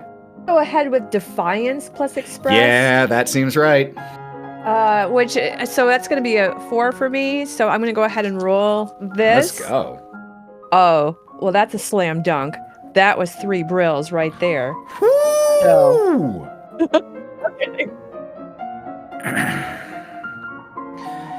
Indeed. Well, leave it to the youth to reinvigorate that which was discarded so long ago. And so now I would love you to roll to resist for this. That is just a single, you don't combine skill and personality, correct? No, I think is it just personality? Because it's It's just actually personality. because it's Yep. headed towards distress and not vitality. If it were physical, it would just be skill, and if it's social, it's just Yeah. personality. So I'm just gonna keep going with Defiance here. Yeah, absolutely. I got one brill and a nothing. So I mitigate one of her. Yep, so you will take one more from her, 1 distress, but you dealt 3 back to her. And so with that final comment, she seems content to take her losses. She's satisfied to get the last word. That's Mhm, fine. mhm. Fashion always comes around. So excited about it. Mm-hmm. She turns back towards the group with you, again, hand still on top of yours, but it's gone from a little like that comforting grandmotherly hand to keeping you there as she turns and having a little bit of physical control over you in that moment and turns you back to face the group. It is always wonderful to see such varied folk come together to enjoy drinks and an evening in what can still sometimes feel like such dark times. These two that you brought along with you, have they been with your family long? Oh, yes, they have, in fact. They have been such wonderful helpers to us. We thought it was only good to have you understand what good help looks like. Well, I think we are doing quite well on that front, but if you have any connections that you would recommend, I would be happy to listen. Absolutely. And likewise, please, we would be happy to accept any recommendations that you might have. Oh, I'm sure. And the camera will cut to Gregory and Gray, who the other two daughters, after Imogen scurried off with Lord Niles, have approached the two of you. And one of them, the one who was introduced as Clara, approaches you and, with absolute lack of decorum, "So, what should we address you two as?" Gregory is like in the middle of stuffing like an hors d'oeuvre in his mouth. Oh, well, you could probably do sir and madam. It'll be fine. I answered anything, so whatever works. Violet, who has a bit of auburn hair, curls going down past her shoulders, pinned back a little bit underneath the hat that she's wearing. "Is this your first time on an estate such as this?" Yeah, it's pretty big. Probably the biggest estate that I've seen. Same. I've been here a couple times before, only to see some tended fowl that you guys have here. Beautiful collection, by the way. Oh my gosh, just beautiful work, reputation, huge. But it is the biggest estate I've personally ever seen. As this conversation is happening, the two ladies who had been off return just a little bit generally to the area so that everyone is still within earshot of one another. Lady Tessa Valgrieve, the one holding the cat, from the seat where she has returned and is stroking the cat, says, "Oh, if you think that this estate is something, you should see the Granville estate nearby. As a matter of fact, if memory serves, are not the Granville Galderparks throwing a ball soon at Darton Hall?" I totally know that. And the two daughters excitedly start to chat about the ball, and Lady Tessa pitches her voice to speak over them slightly and says, "Lord Granville, will our new neighbors be receiving invitations to the ball soon?"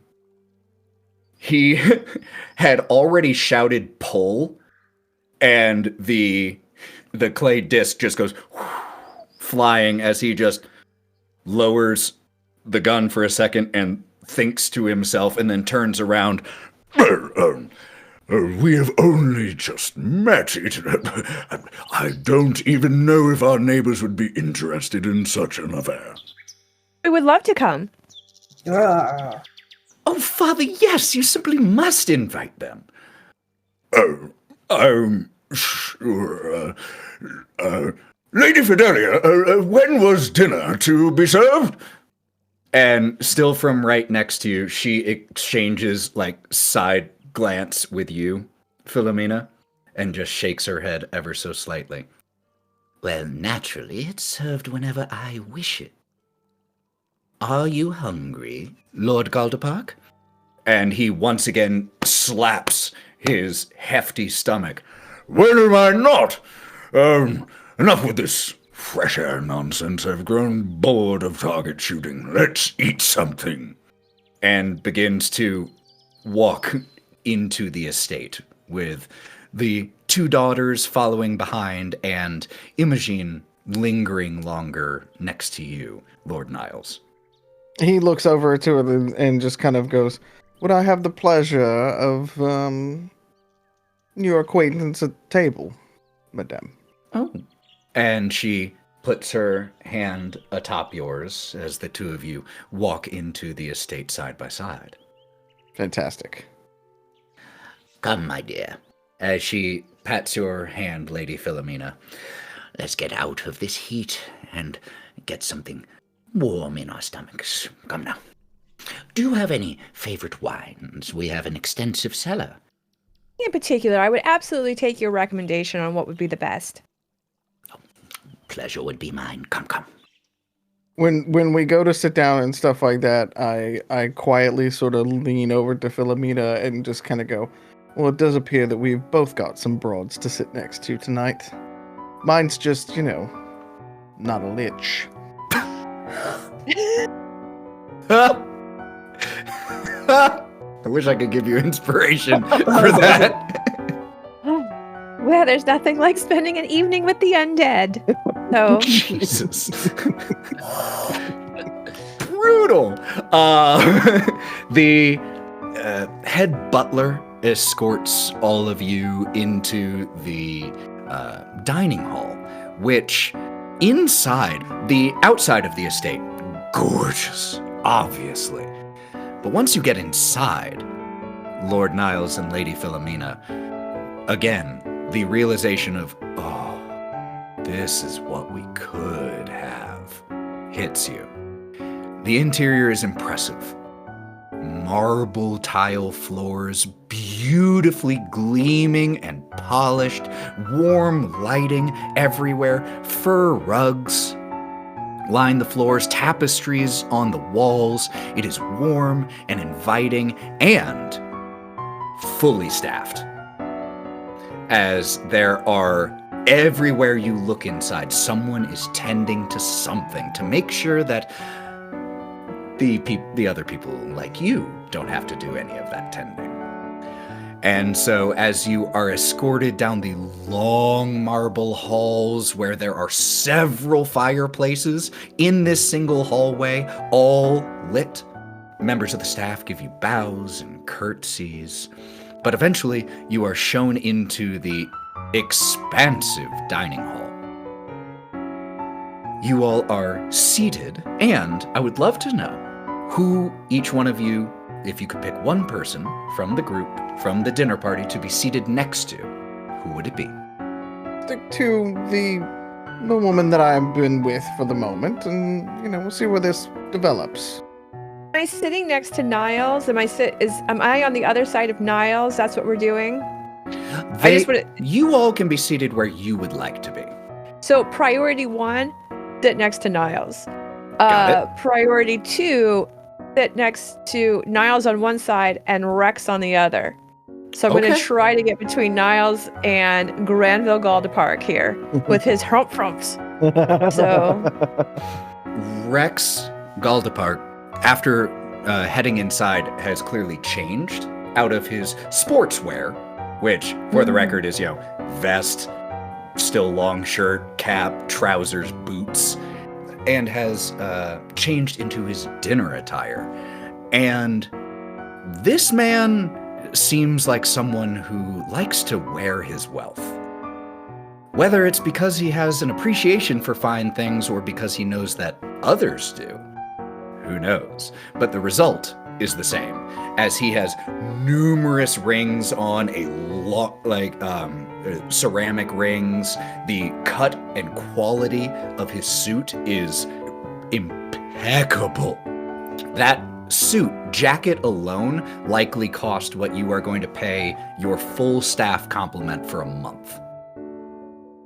And you can tell just by the way it is cut, by the gleam of the fabric. It is luxurious. And so as you begin to work your way into finding a seat in between these two, Lady Fidelia does whisper into your ear. Careful, darling. He is a terrible drunk. Good to know. And then goes and takes her seat as well. So what about Gray and Gregory? As we approach the table and see people starting to sit down, Grail is smart enough to recognize that there's some sort of song and dance happening right now, and she is not privy to the sheet music. And so she immediately grasps Gregory's arm. Gregory, where are we supposed to sit? Is it like a boy-girl thing? Is it like a family on one side, other family on the other? No, because they're mixed up. Right, too. I know just about as much as you do. Let's just sit right. Let's just sit here.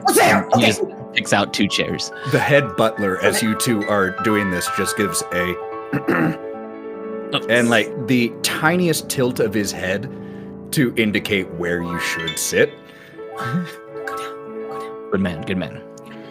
We'll kind of shuffle over there. I do think that so Gray and Gregory are right next to each other. I would personally think it's funny to have one of the other daughters sit next to me just by circumstance, unfortunately for them. So, you all are seated, and after you are, a small complement of footmen enter the dining hall as soon as the lady of the house herself is seated.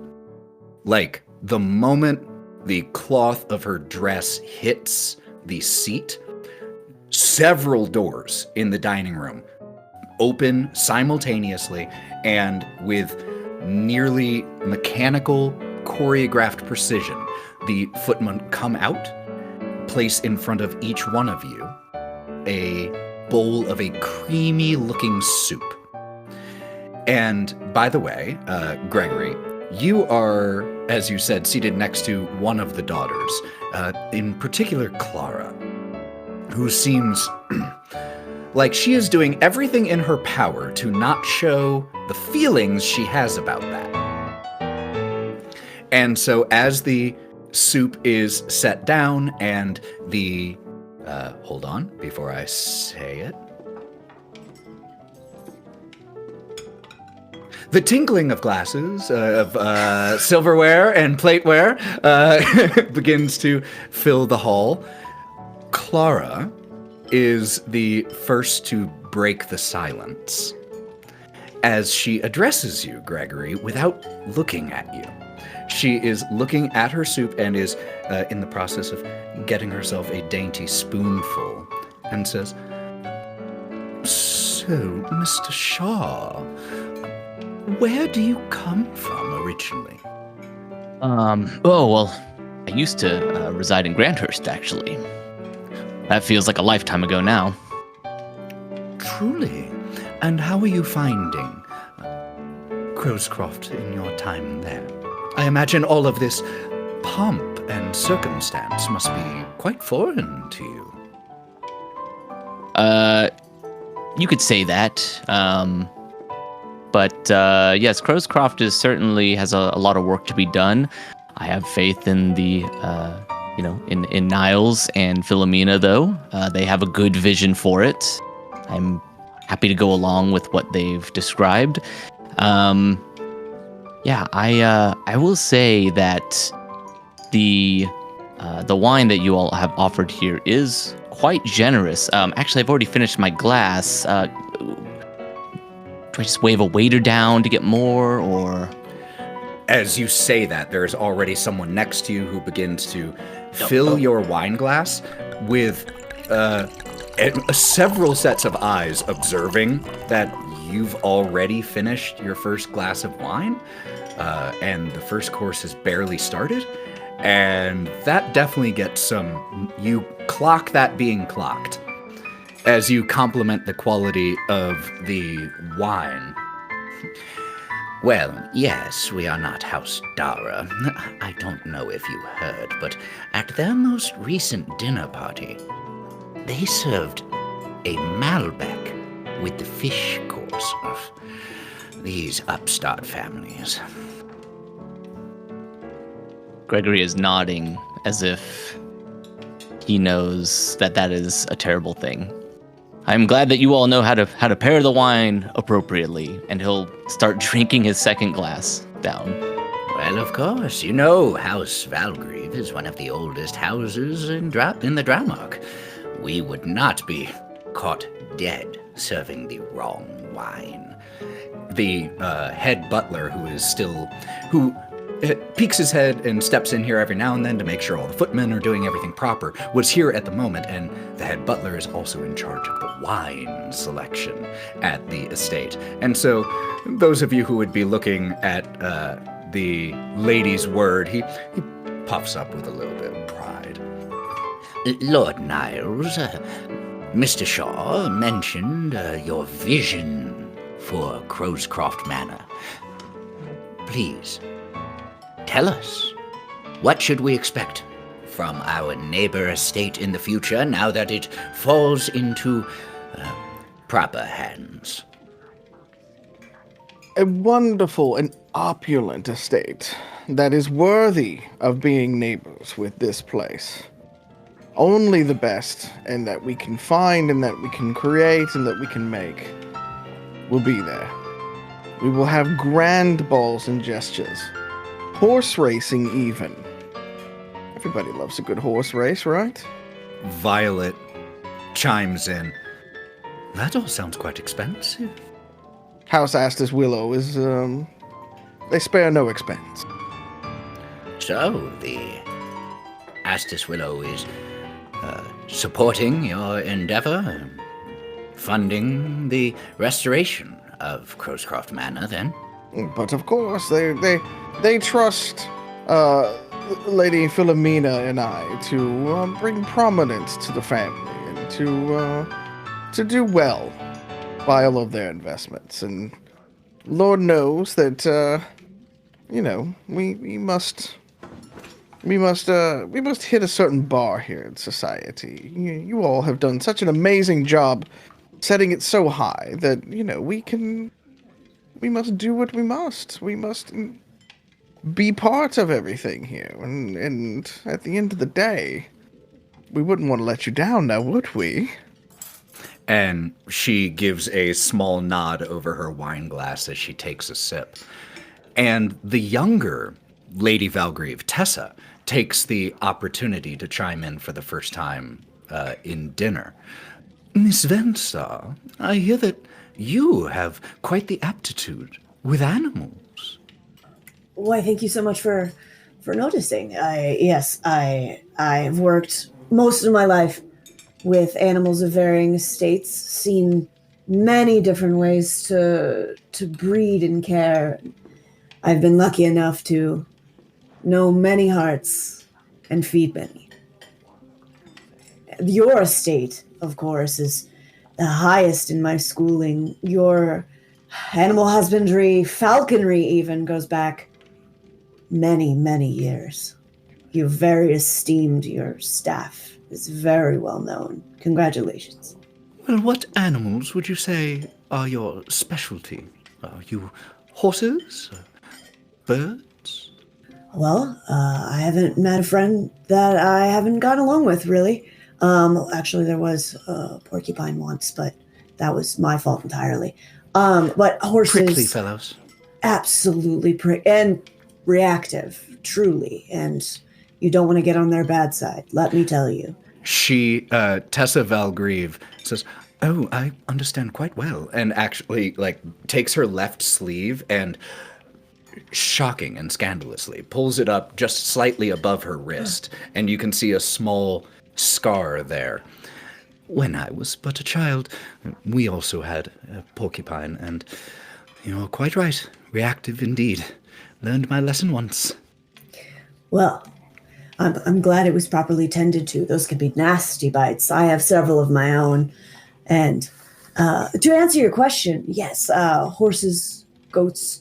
I do love a chicken and a dog, of course. Cats and I don't generally get along, but... Oh, you work with hounds, then? I have, yes. Well, and she looks at Lord Niles and Lady Philomena. Make sure you take good care of that one, or we might try to steal her away from you. You honor my name. And at that resounding approval line, the young Clara, who was seated like in between Gregory and Gray, shifts attention to you, Gray, Starts to sweat. and begins to ask you a little bit more about yourself. Only animal puns. Dinner continues. After the soup course, there is a course of delicious, succulent quail that is served alongside a platter of perfectly prepared and seasoned vegetables. Just slightly lean over. Does anyone know whether or not it was cow's cream or goat's cream in the soup? Fantastic. Lady Fidelia simply looks to the head butler, who gives a nod, excuses himself, and comes back about 30 seconds later. It was cow milk, milady. Oh, thank you. And she makes a mental note to stock cows over goats. Cow milk or whatever it was, that was damn delicious. Damn delicious. Yes. As Rex has ravenously finished, with properly. He didn't do so impolitely, but he left nothing on his plate. And as he again pats his stomach a little bit, Lady Fidelia, was there going to be dessert provided? and she looks aghast at the question and says, Well, coffee and after-dinner snacks along with smoke were to be provided in the parlor for those who wished, Lord Galderpark. Wonderful! and begins to stand up from the table, just causing his daughters to look at each other a little nervously, seeing this violation of proper protocol here.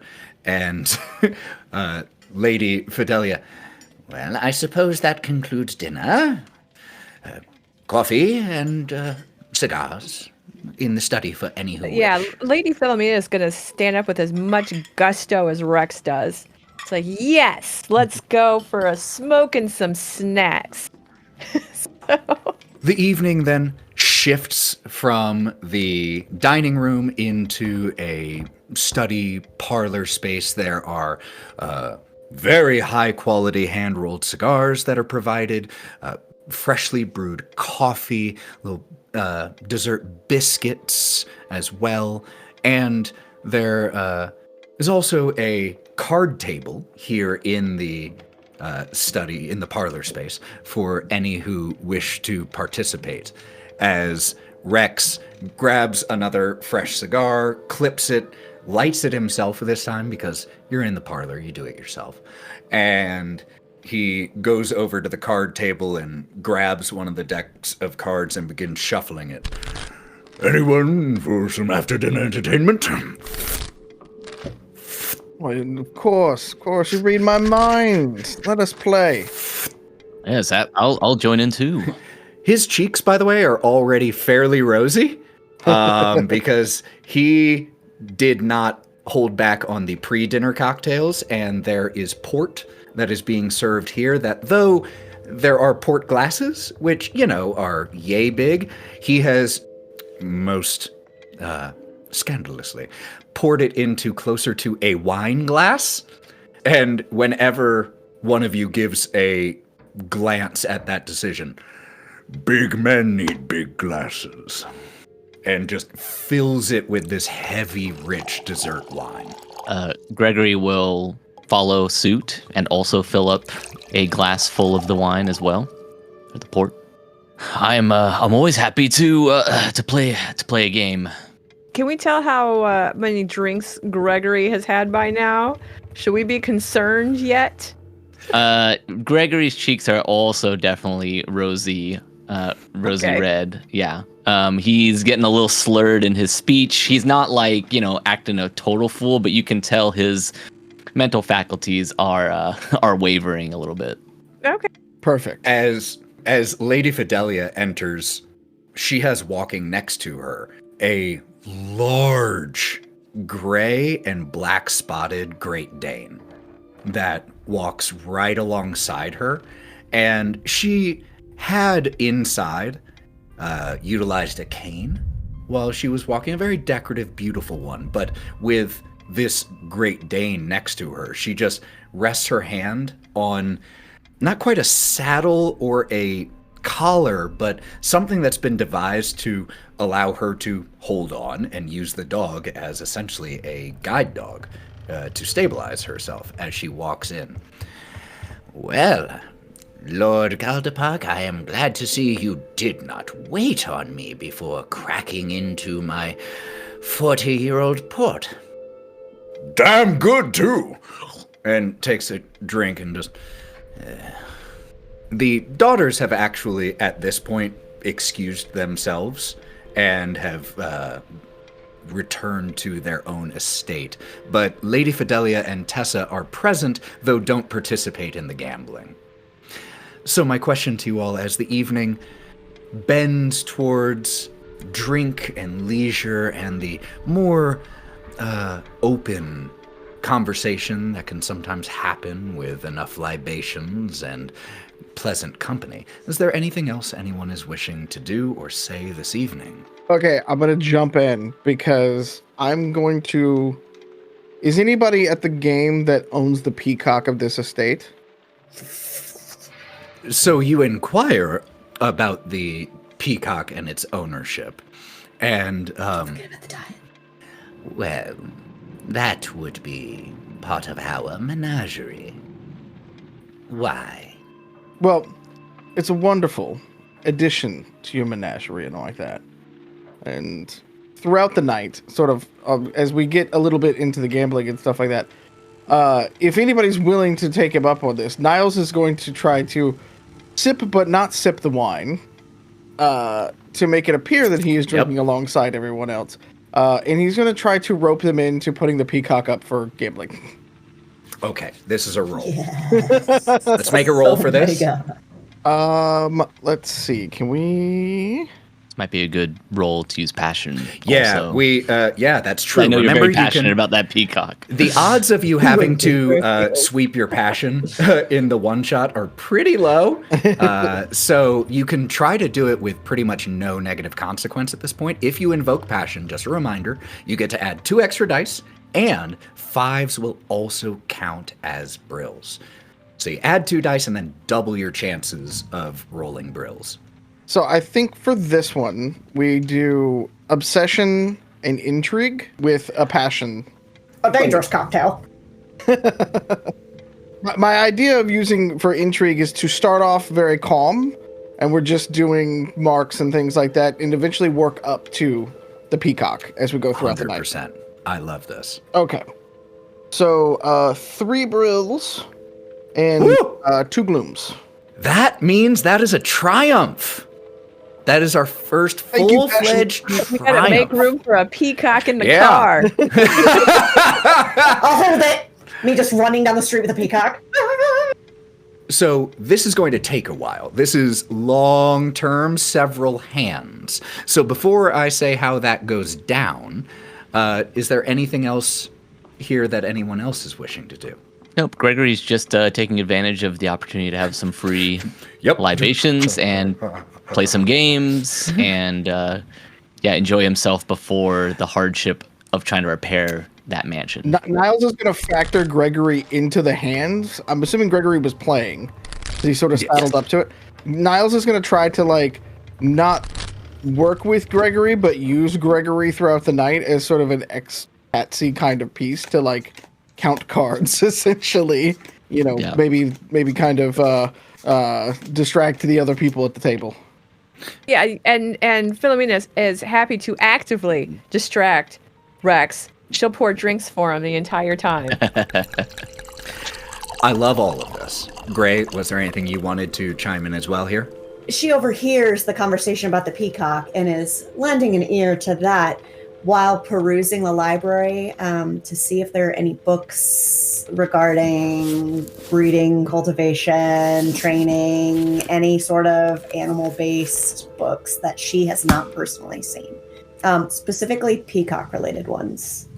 And she's going to help herself to pulling it down. While there aren't any tomes here that are specifically like How to love a peacock, your new 101. peacock and you.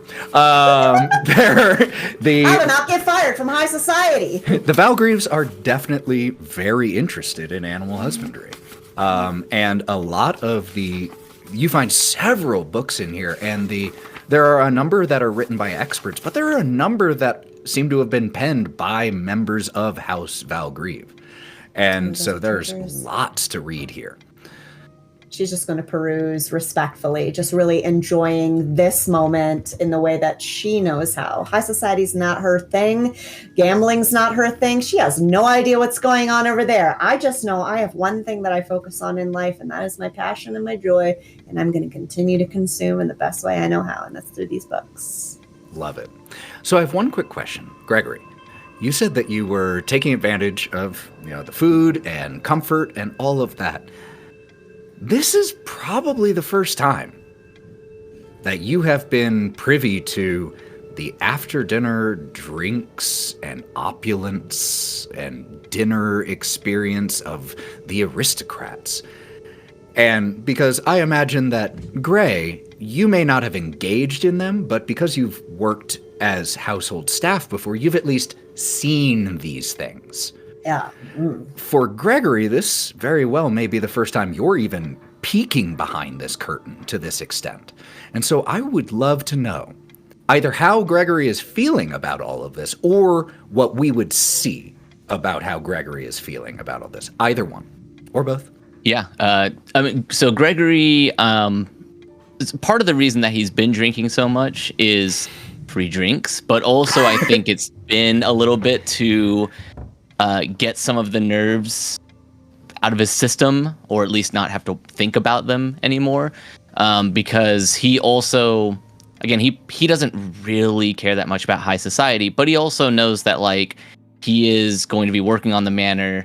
Part of that job technically right now is to also be here with the Astus Willows, and he doesn't want to screw that up because it is potentially a pretty lucrative job for him and the group that he works with.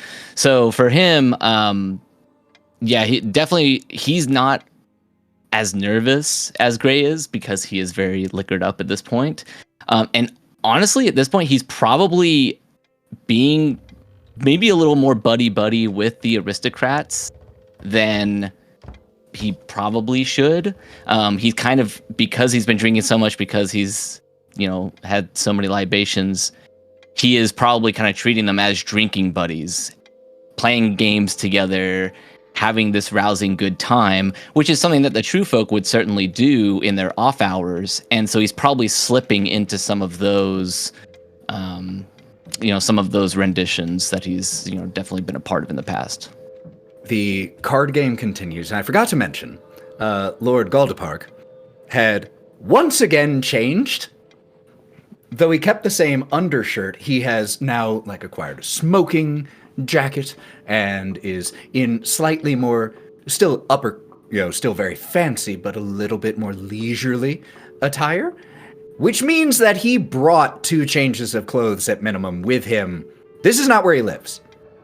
This is not his estate. He came here for this dinner and drinks and brought 2 changes of clothes, minimum. He's very competitive and not very good.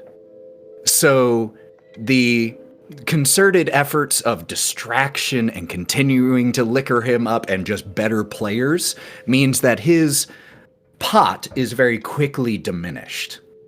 But in addition to being competitive and not great at it, he is filled with delusions of his own grandeur and competence, and just that he just hasn't hit his hand is still coming. His cards are coming. And so at a certain point, he doesn't have any physical money to gamble anymore. And then, I'm still in for the next hand, despite what my word is my bond. I could wager. and he tries to, I can wager, you can put 50 dollars essentially of credit on my name and start suggesting things to you, Niles. We are just getting started on our estate and things like that, but my esteemed colleague over here, and she points over to Grayla and stuff, she's doing a wonderful job as she is planning for our animal husbandry and all of the things around our estate, but I would prefer the core of a peacock on our estate. And if you just happen to have one, maybe perhaps we could make a deal for one. A peacock? Oh, best of all. Lady Fidelia, that peacock of yours, how much would you sell it to me for? And she cocks her eyebrow. Are you trying to wager something you don't even already own? It's a simple question. What would you place the value of the peacock? For you, Lord Galdepark, the promise of a future favor, when I need it, should be sufficient. Fine. I wager the peacock. Fantastic. Quickly loses it. Like, just right off the bat, he gets a 3 and a jack. He's got nothing here that he can work with. They're offsuits, and all the cards go against him. And you have the promise of a peacock. Though, as the result becomes clear, Lady Tessa Valgrieve says, "While you certainly have won the peacock, may I simply suggest that it linger here until your estate is prepared to house new residents?" That'll be very short time. Trust me when I say when Miss Grayla does well by these, she does well by these. So, besides, we don't want to be trying to go home at this hour with a peacock, of course. We come back later. Could you imagine the peacock traveling home with you in the car? No, of course. I will send To Miss Grayla to pick up our winnings later. Then before you depart, Grayla, I will be sure to introduce you to the head of our aviary, so that you know who to look for whenever the preparations have been made. Well, thank you so much. I am very excited to see your aviary. I've heard nothing but great things.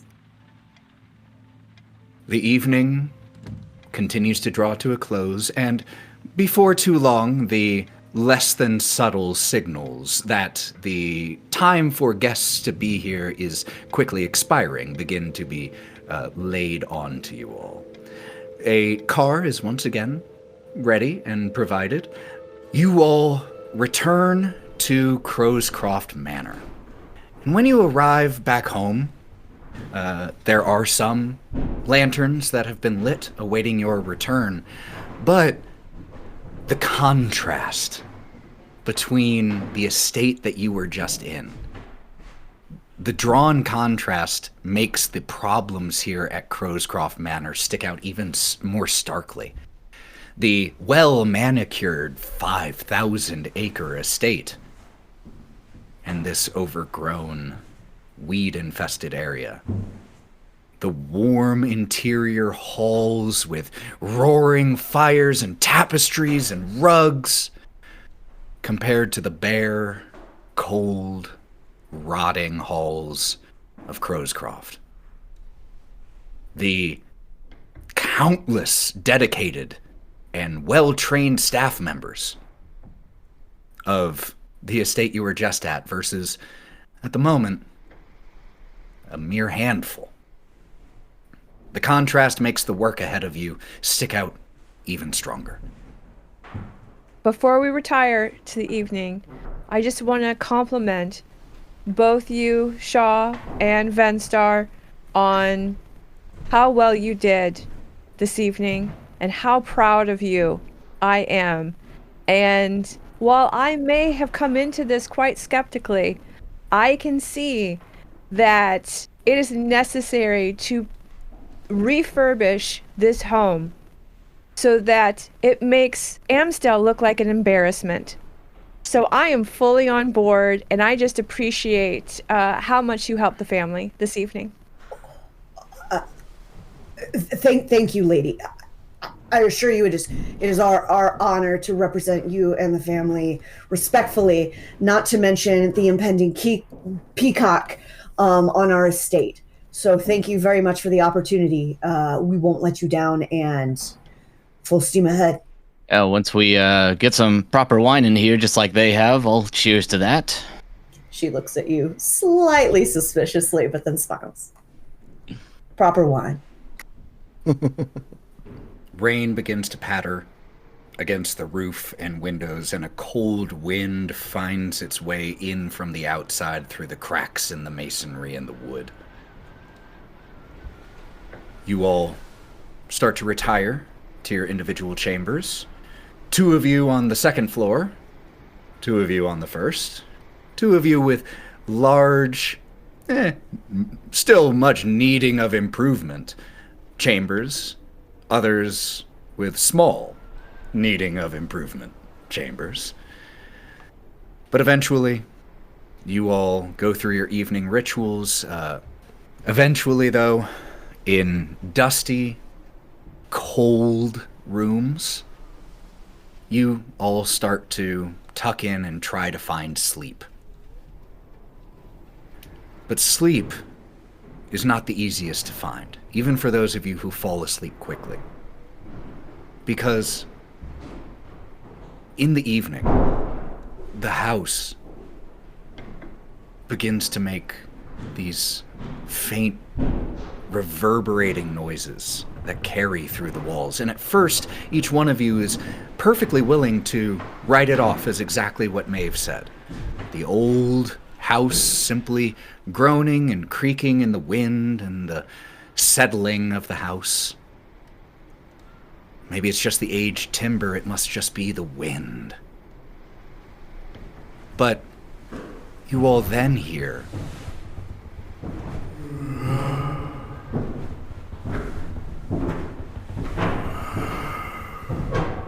this unnerving but undeniable haunting voice that rings out along with the wind.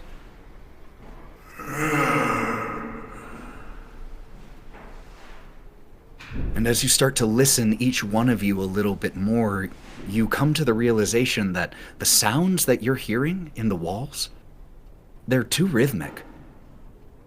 They repeat too precisely to just be the wind or rats or creaking timber. Something else is going on here in Crowscroft. Niles is just kind of sitting up in bed because he couldn't sleep to begin with because it was very dusty and yuck. And he was just kind of like looking around, and at like the third or fourth sort of rhythmic kind of piece, he was like, "Oh, good. I was worried that Philomena had brought one of the liches home." Gray is laying in bed with the covers up as high as they'll go, even over the head, and you can just hear, "It's just rats. It's just, oh my god, it's just rats. It's just rats. Just rats. We're getting the Philomena is going to get out of bed. Is going to grab a lantern or a light or whatever she has to go tell Greg to stop snoring for being drunk. This clearly. This is Mr. Shaw's fault. He drank too much port. Gregory is laying in bed with the pillow over his head because he has a headache on top of all these noises going on and just wants to be able to sleep. Until he hears the thump, thump, thump, thump on his door. Mr. Shaw? Mr. Shaw? He doesn't say anything. And as you're out here knocking on the door and you don't hear a response from behind Gregory's door, you came here because you thought he was the source of the sound. But then you hear the sound continue. And it is from down the hall. It's not from here. Can somebody else do it? There it is. She said it. So how do you respond as you hear this rhythmic, soft banging coming from not in here, but further down the hallway? Okay. Well, that's not going to be Lady Philomena's job. So we're gonna go to Miss Venstar's door next.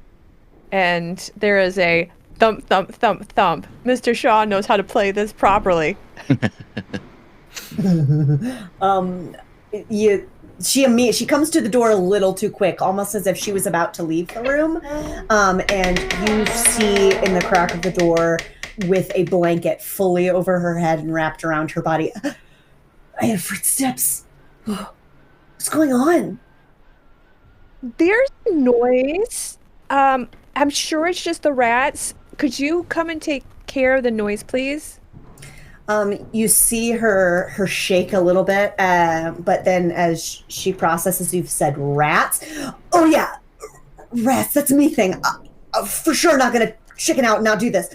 And so she just drops the blanket and begins to walk down the hall. I will say, as the two of you are standing here in the door, you hear the noise. Like I said, Philomena, you noticed it was coming more from down the hall, so you moved down the hall. But now that you're here, you notice it is coming from down the hall and up. Because you're on the first floor right now. That's where Grayla and Gregory's rooms are. But it is coming from above you, second floor, the floor you were on. Oh, okay. Then Lady Philomena is very confused in her sleep and sleepy drunkenness. But still, it is Venstar. I need you to take care of this noise. I need my beauty sleep, please. Okay, I'll grab Gregory and we'll check it out. You go get all snug as a bug on a drug in there and just sleep. And goes very cautiously over to Greg's and doesn't knock, but just with a nail. Ting, ting, ting, ting. Gregory! And Lady Philomena will just wait and walk, and right there outside the door. Nightgown and all, like, It's a very stylish nightgown. very stylish. Looking very, very good, top to bottom. Gregory, realizing he is not going to get any sleep and that people are going to keep knocking at his door for some reason, tosses the pillow on the floor, slowly gets up, staggers over to the door, and cracks it open a little bit. Can I help you? And Grayla has a lantern that she had in her other hand, and she shoves it directly into your face. I need you to hold this for me while I investigate the noise. The noise is the house falling apart. I thought we established this. They think it's rats. I don't want to look stupid. Can you just... Come on! Very well. Lead the way. And she is going to approach the stairs. Oh, Lady Philomena, you are here as well. I am. Please, walk 20 paces in front of me. Wait, are you coming? That's fine. It's not a big deal. And continues walking. Let's go. Do you have one of those clothes? Oh, yeah. I totally keep my clothes in my pajama pants. Here you go. Thank you. I actually do have a problem. I like the smell at all times. So here, it's a little bent, but... And a light? Totally, hold on. And just rushes right back to her room. Strikes the match. With all the running around, I'm gonna come outside and just see what the commotion is. And so you, There's clothes, there's lanterns. as the three of There's an them upset Gregory. ascend the steps, with Grayla first, Gregory behind with the lantern, and then Philomena, cigarette and held closed nightgown, just walking behind. This is beautiful. Honestly, someone needs to be Niles, there's a noise. We need to take care of the noise. It's we're gonna see if it's rats. Lord Niles, do you think is it okay if I call you Lord Niles? Is that or do you want? Anyway, rats, maybe. Yes. All Well, right. I guess he's literally just in black pants. Like, that's it. No shoes or anything. Hot. Scandalous. I can see your eyes. Can we get on with this, Grayla, Yeah. please? Totally. Don't. And she raises her voice just slightly as she leans in toward you. Totally. And then turns around and we'll go up the stairs. Light. So, Grayla, you're leading this. So, I would like you to make the main roll here, the first roll, to try to locate the source of the sound. Personality, because definitely observe. I would definitely say Audacity does anything make for sense that. because audacity is like your self-assurance, and Okay. you're leading this charge at the moment, admittedly with someone kicking you to do it. But I think either audacity or loyalty, because Yeah. she does not want to do this. those both make absolute sense to me. If you So hadn't said rats, she'd be like, "Oh, I'm totally asleep," or "I was dead at the time." Okay, I'm gonna do loyalty.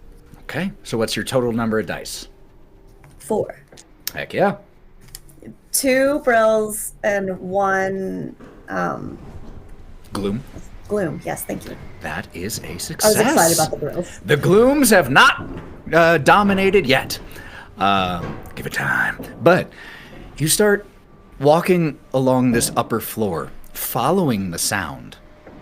As you're following the sound, you notice scrape marks on the floor up here that lead right to or from there right next to a bookshelf that is pushed against the wall.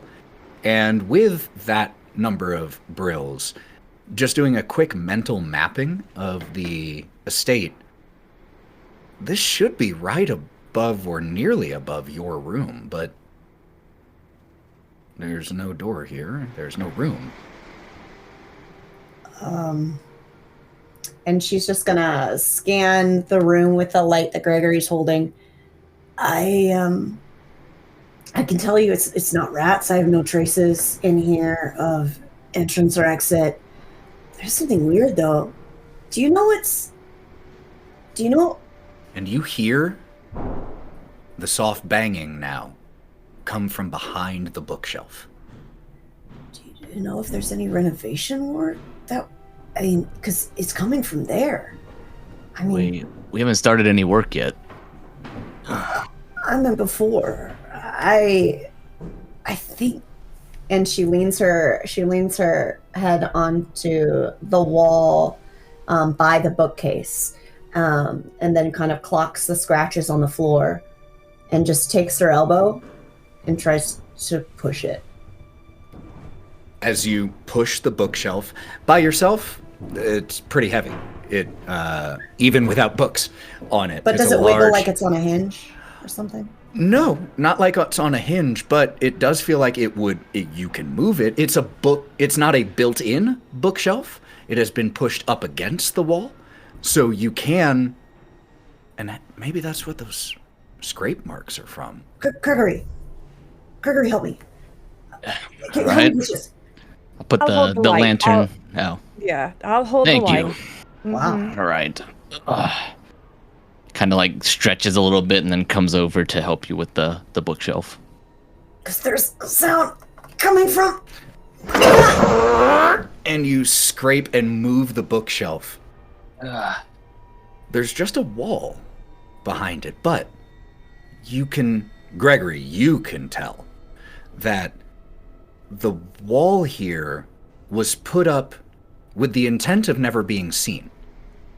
It was put up, and then it looks like immediately had this bookshelf shoved in front of it. It's not even painted the same color as the rest of the wall. The wall is simply here, patchy quality, and that sound is definitely coming from behind it. Someone, whoever This wall does not look like it was part of the original house architecture. Someone built this wall and did a pretty bad job at it too. I mean, this thing is patchy. It's not even done right. It's like somebody did it hastily and didn't even bother to clean up. Why? What? I don't know, but I can hear the thumping behind it. There might be something breaking apart back there. We have to get in there. We have to get in there.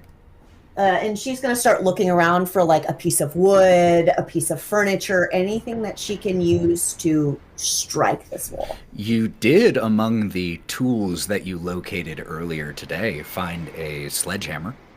A polyresin one, but a sledgehammer nonetheless. I'll be right back. And is going to grab the lantern without even asking.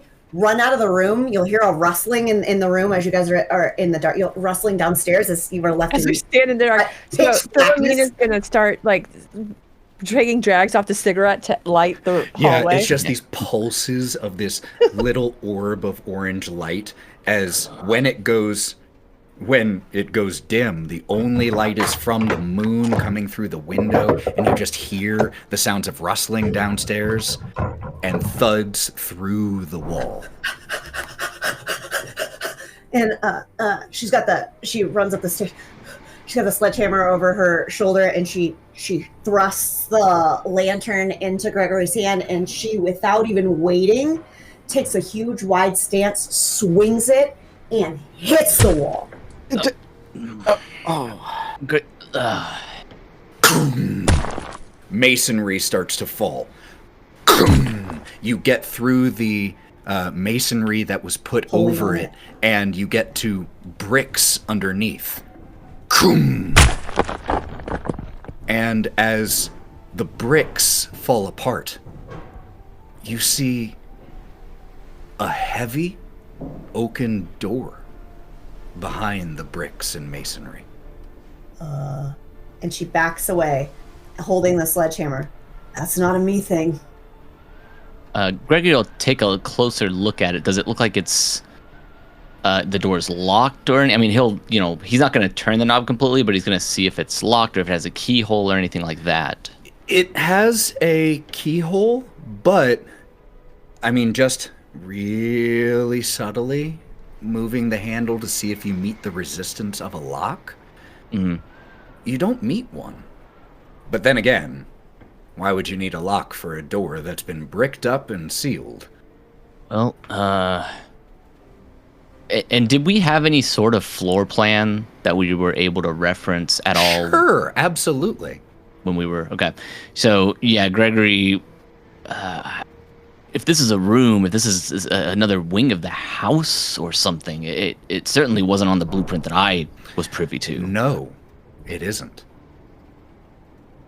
Okay, well, I guess, and the thumping that we hear, is it like the door itself, or is it just coming from somewhere inside that area? As you stand here with the masonry knocked away and this door revealed, the heavy door shakes with an impact. The rattle of the metal now no longer being held in place by the masonry and brick.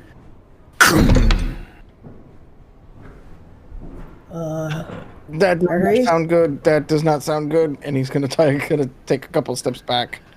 And she puts her hand in front of the lady, kind of moving back. Gregory? You don't have to tell me twice. Gregory's gonna turn the doorknob and just kind of crack the door open so he can get a look inside. He does have the lantern, so he's gonna kind of hold it as he's pushing or pulling the door, whichever direction it. Before the door can be properly opened, you have to, or Gregory and Gray most likely, have to pull away remaining bricks that are preventing the door from opening because it swings into the hull. Okay, yeah. So we'll work together using the sledgehammer a little bit and using our hands to kind of just wrestle away what we can. Pull it away and you reveal this dusty but beautiful oaken door. And you turn the knob, crack it open, and there is the undesirable squeaking of unoiled hinges as the door opens just slightly. And as it opens just that slightly, the door flies open, and a figure dressed in moth-eaten, worn-away, tattered gentleman's attire, but with ghostly white, pallid skin that hangs off of his bones, begins to charge towards each one of you. And so... Oh my god, why are there got zombies and some in your houses? Whose dad is that? So what we'll go with, and that is, instead of a strict turn order, we have this thing, this flesh eater, this ruined person, and all of you. Oh, ruined? And so you all will get to choose each round what order you want to go in amongst yourselves. There won't be a strict turn order, but because of the surprise element, we are going to say that this thing gets to attack before it gets attacked. And so as you were opening the door, it crashes open into you, reaching towards you, Gregory. I need you to make me a resistance roll against this. So that is going to be a skill relevant to how you would try to defend yourself from this. I think Gregory is going to use observe because he's trying to figure out what direction he can, scramble backwards to try and get out of arm's reach of this thing. So that's going to give me 2 dice. Got it. Let's do it. I did get 1 brill. Fantastic. And just so you all know, those of you listening and playing, the way that physical violence works is, once again, like I said at the opening, I roll no dice.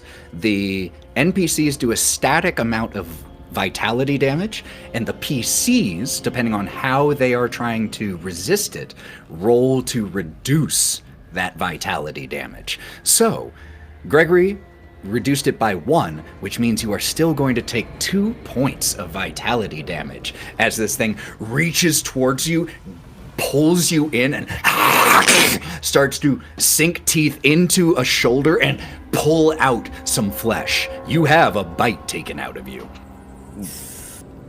Now it is all of your turns. Whoever you all think narratively makes sense to go first, we can go first. I'm up front. Okay, so I am exceedingly passionate about this mission. This was my mission. I was told to go check this out, and he just got bit, and that's my fault. My loyalty is going to make me fight. So my skill is going to be fight. My personality is 1, and I want to use passion. Absolutely. That gives me 2, right? Yes, it does. And Fantastic. 5s and 6s become, or 5s become brills as well. Okay.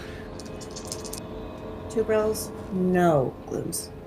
With 2 brills and no glooms, again, Thank God I passioned, though. another little rule, NPCs don't roll to resist. It is how many brills you roll is the amount of damage that they take. So what do you do to inflict 2 points of physical damage to this thing? So she had the sledgehammer in her hand from when they were trying to pry off plaster and brick and such. So she already has that in her hand, and she's going to use the blunt end of this weapon to just blindly go at this thing's face to push it back, like full hands on the hilt of the sledgehammer and just running at it to push it back and away from the 2 people that she's supposed to be defending, other than her friend. No offense, Gregory. Absolutely love it.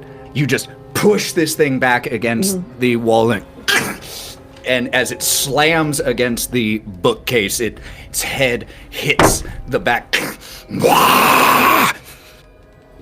Who's up next? Then go ahead and try to find a weapon. I don't know if it's running into a different room, looking for candlesticks or a gun on the wall, like something, trying to find something. Absolutely, So- I love it. Why don't you tell me what you find?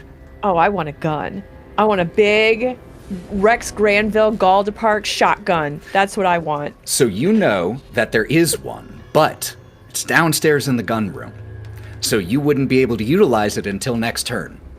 That's fine. I will pitter patter my aristocratic feet down the stairs. Immaculately manicured. Yes, immaculately manicured, and I am going to go get that shotgun. I don't know how to fire it, but I'm going to get it. I love it so much. All right, so as Gregory was, had a bite taken out of him, Gray comes and shoves this thing against the bookshelf. Lady Philomena runs. Somebody As else's turn. appropriate. Now, we know running for good reason. The rest of you just see Lady Philomena bolt. Honestly, that's for the best. Lord Niles? He'll turn as Philomena runs, and he'll just go, oh, blast. And he'll just kind of, is it within, like, arm's reach? Can he try to throw a punch? Oh, absolutely. Can I use Audacity for that? Sure, absolutely. Okay. So Audacity combined with Fight makes sense as the fitting skill here. Yeah, my Fight's 0. Very on brand for this character. Yeah. Okay, so I didn't do Passion, so those 5s don't count. So just one, one Gloom, no big deal. So, with more glooms than brills, that is a catastrophe. So, I'm going to resolve that here in a sec on its turn. But at this moment, you go to throw a punch, and you just boom right into the wall, just and knowing the quality of the house at the moment, you punch a hole in the wall. Damn it, something else to fix. Gregory bleeding out, damn it. Speaking of, Gregory? Yeah, so Gregory, getting a little bit of a reprieve from that sledgehammer blow on the creature, is going to try and take the opportunity here to swing the lantern he has at it to try and, ignite it or at least shatter it on the creature. So I'm going to go and use Passion here. Yeah. And I'm going to actually do Defiance as I'm, trying to defy this creature. And then I'm going to use Observe because I'm trying to kind of find a good spot to smash this lantern into. Ooh, okay. Using Observe instead of Fight. I dig that. So that'll be 5 dice, but I get 2 extra because of Passion. And 5s and 6s. Both count. Come on, money. Let's see. We got 3 brills, 2 glooms. So we're good.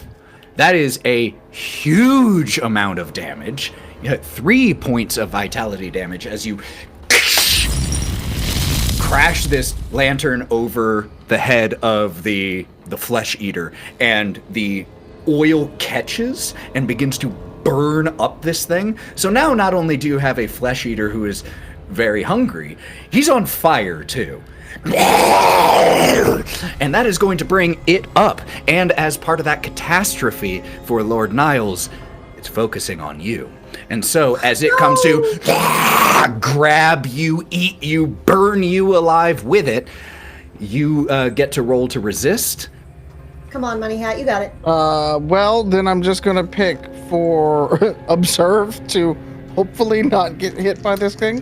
Legit, totally fair. Watching its movements. Yeah, watching it come to eat me.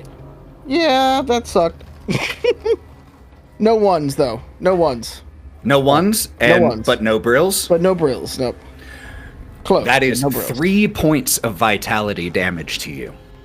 As it runs over and shoves you against the wall, and it starts to scratch at you, but the fire and the oil has carried down its arm, and so as it's pinning you and slamming you against the wall, slamming you against the wall again as masonry begins to crumble down, the fire and the oil starts to seep onto you, and you start to burn as well.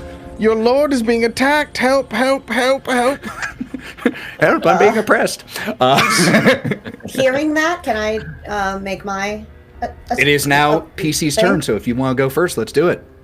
She is because she had jammed him in, and then you went to punch him. So she trying to wind up this sledgehammer for another attack. She kind of sees that he's got you pinned now, and the fire is starting to spread in your body. She wants to get him off of you.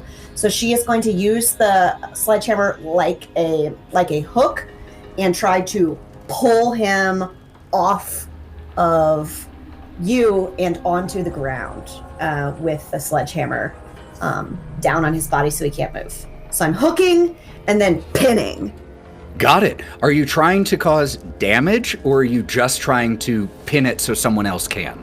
I would like to be able to do damage, but if I cannot do damage and remove him from his body, then I will sacrifice. I just don't want him to catch more. So I'll give you an option here.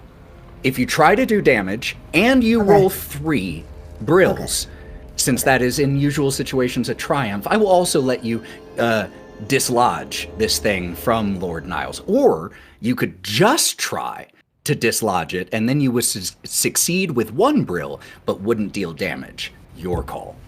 I'm just aiming to separate and pin.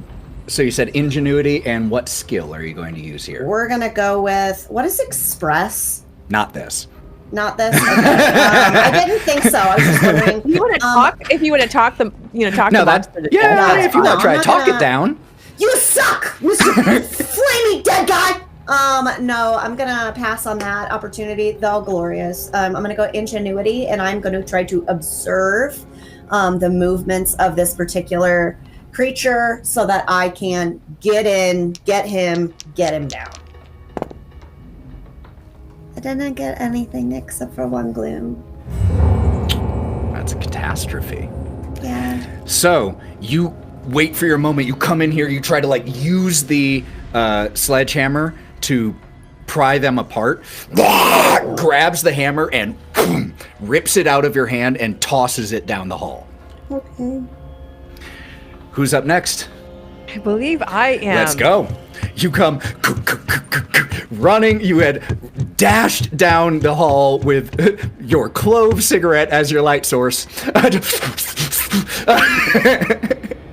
Managed to run in, break the glass, because there's a key to this gun rack somewhere, but you don't know where it is right now. So break it, grab one of the guns, come running back upstairs. This will allow you to make a ranged attack so you don't have to get right in its face. But keep in mind, if it's a catastrophe, I know. firearms have Yeah. interesting complications.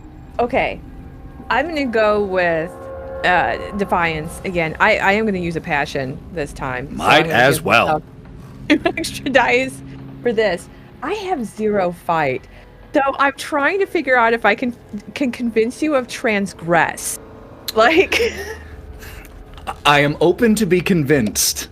that this aristocrat is getting her hands dirty. So the transgression is that she's actually taking an active part, and instead of just straight up running, she went and got a gun, which is very transgressive for an aristocrat. That is my argument. Let's do it. So how many okay. total dice here? 2 That from gives your me passion. 6 dice. 6 with 5s and 6s as With success. 6 Now, and 5 to 6, I'm going to blow this thing's head off. I'm going to let you know this right here, right now. If you roll more brills than successes, or more brills than glooms, and you roll 3 or more brills, that'll be the end of this thing. Well, we'll see if I can do this. 1, 2, 3, 4. There they are. 4. Okay, so as this thing at the moment has both of its hands full with your brother and one of your hired hands, who, as Gray rushed in to try to pull the thing off of your brother, and now one flaming hand pinning your brother to the wall, the other that had... So yes, Lady Philomena is gonna put the clove in her mouth, and is gonna cock this shotgun and get off my porch style. Clove in your mouth, so there's just this moment where you've never held a gun like this. But for some reason, you might be a natural at It just this. feels natural. And so we just have this moment where time slows down for a second. We see the soft, warm glow of the clove cigarette as you take one calming puff to steady your hands, and as you exhale, you pull the trigger. Niles and Gray, you are nearly deafened because in all of her excitement, the Lady Philomena didn't stop that far away from you, and this is a shotgun. Right here, I'm now deaf on this side. Yeah, your right ear is definitely ringing, but the head of this thing just concerned about hearing. Yeah. watermelon explodes. Just and the thing stands there for a second, almost held up by its now rigor mortis grip on the two of you, as you two basically, by being held, keep it standing for a second. And then as you push its still burning hands off of you, it collapses and into flesh, dust, and bone meal.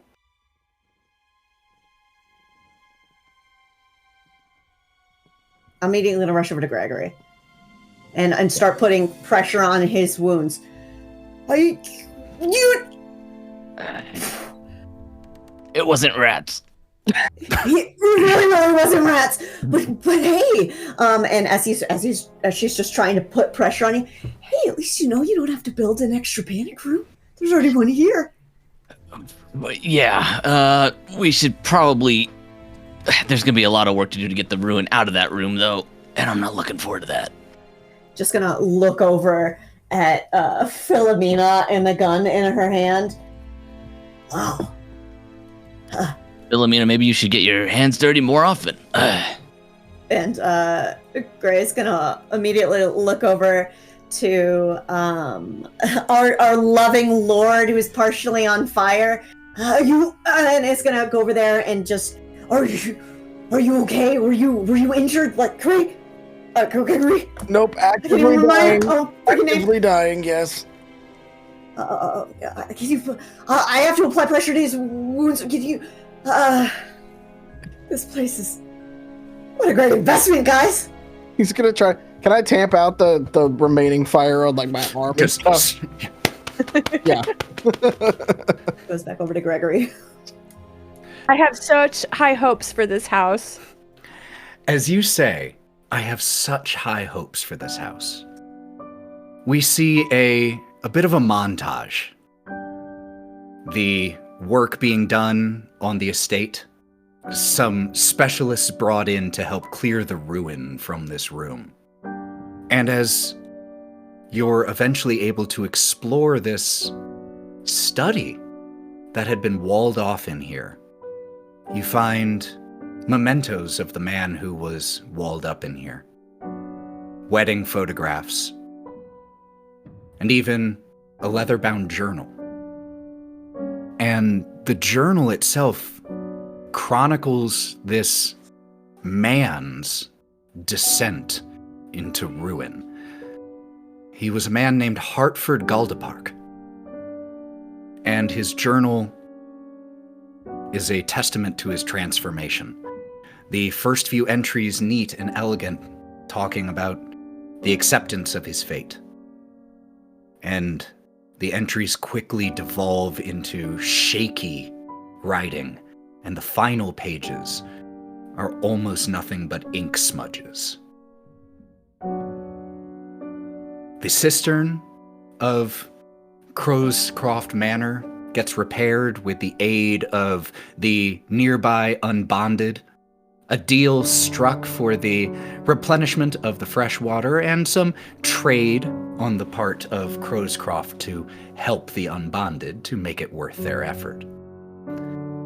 Over time, a decent complement of staff comes to live here at Crowscroft. The outdoor animal area is cleaned up enough that the cries of a peacock can be heard carrying across the estate as we see Gregory and Gray and numerous other hired hands doing everything they can to help bring this place up into high society, with Lord Niles and Lady Philomena watching on, happy at the progress.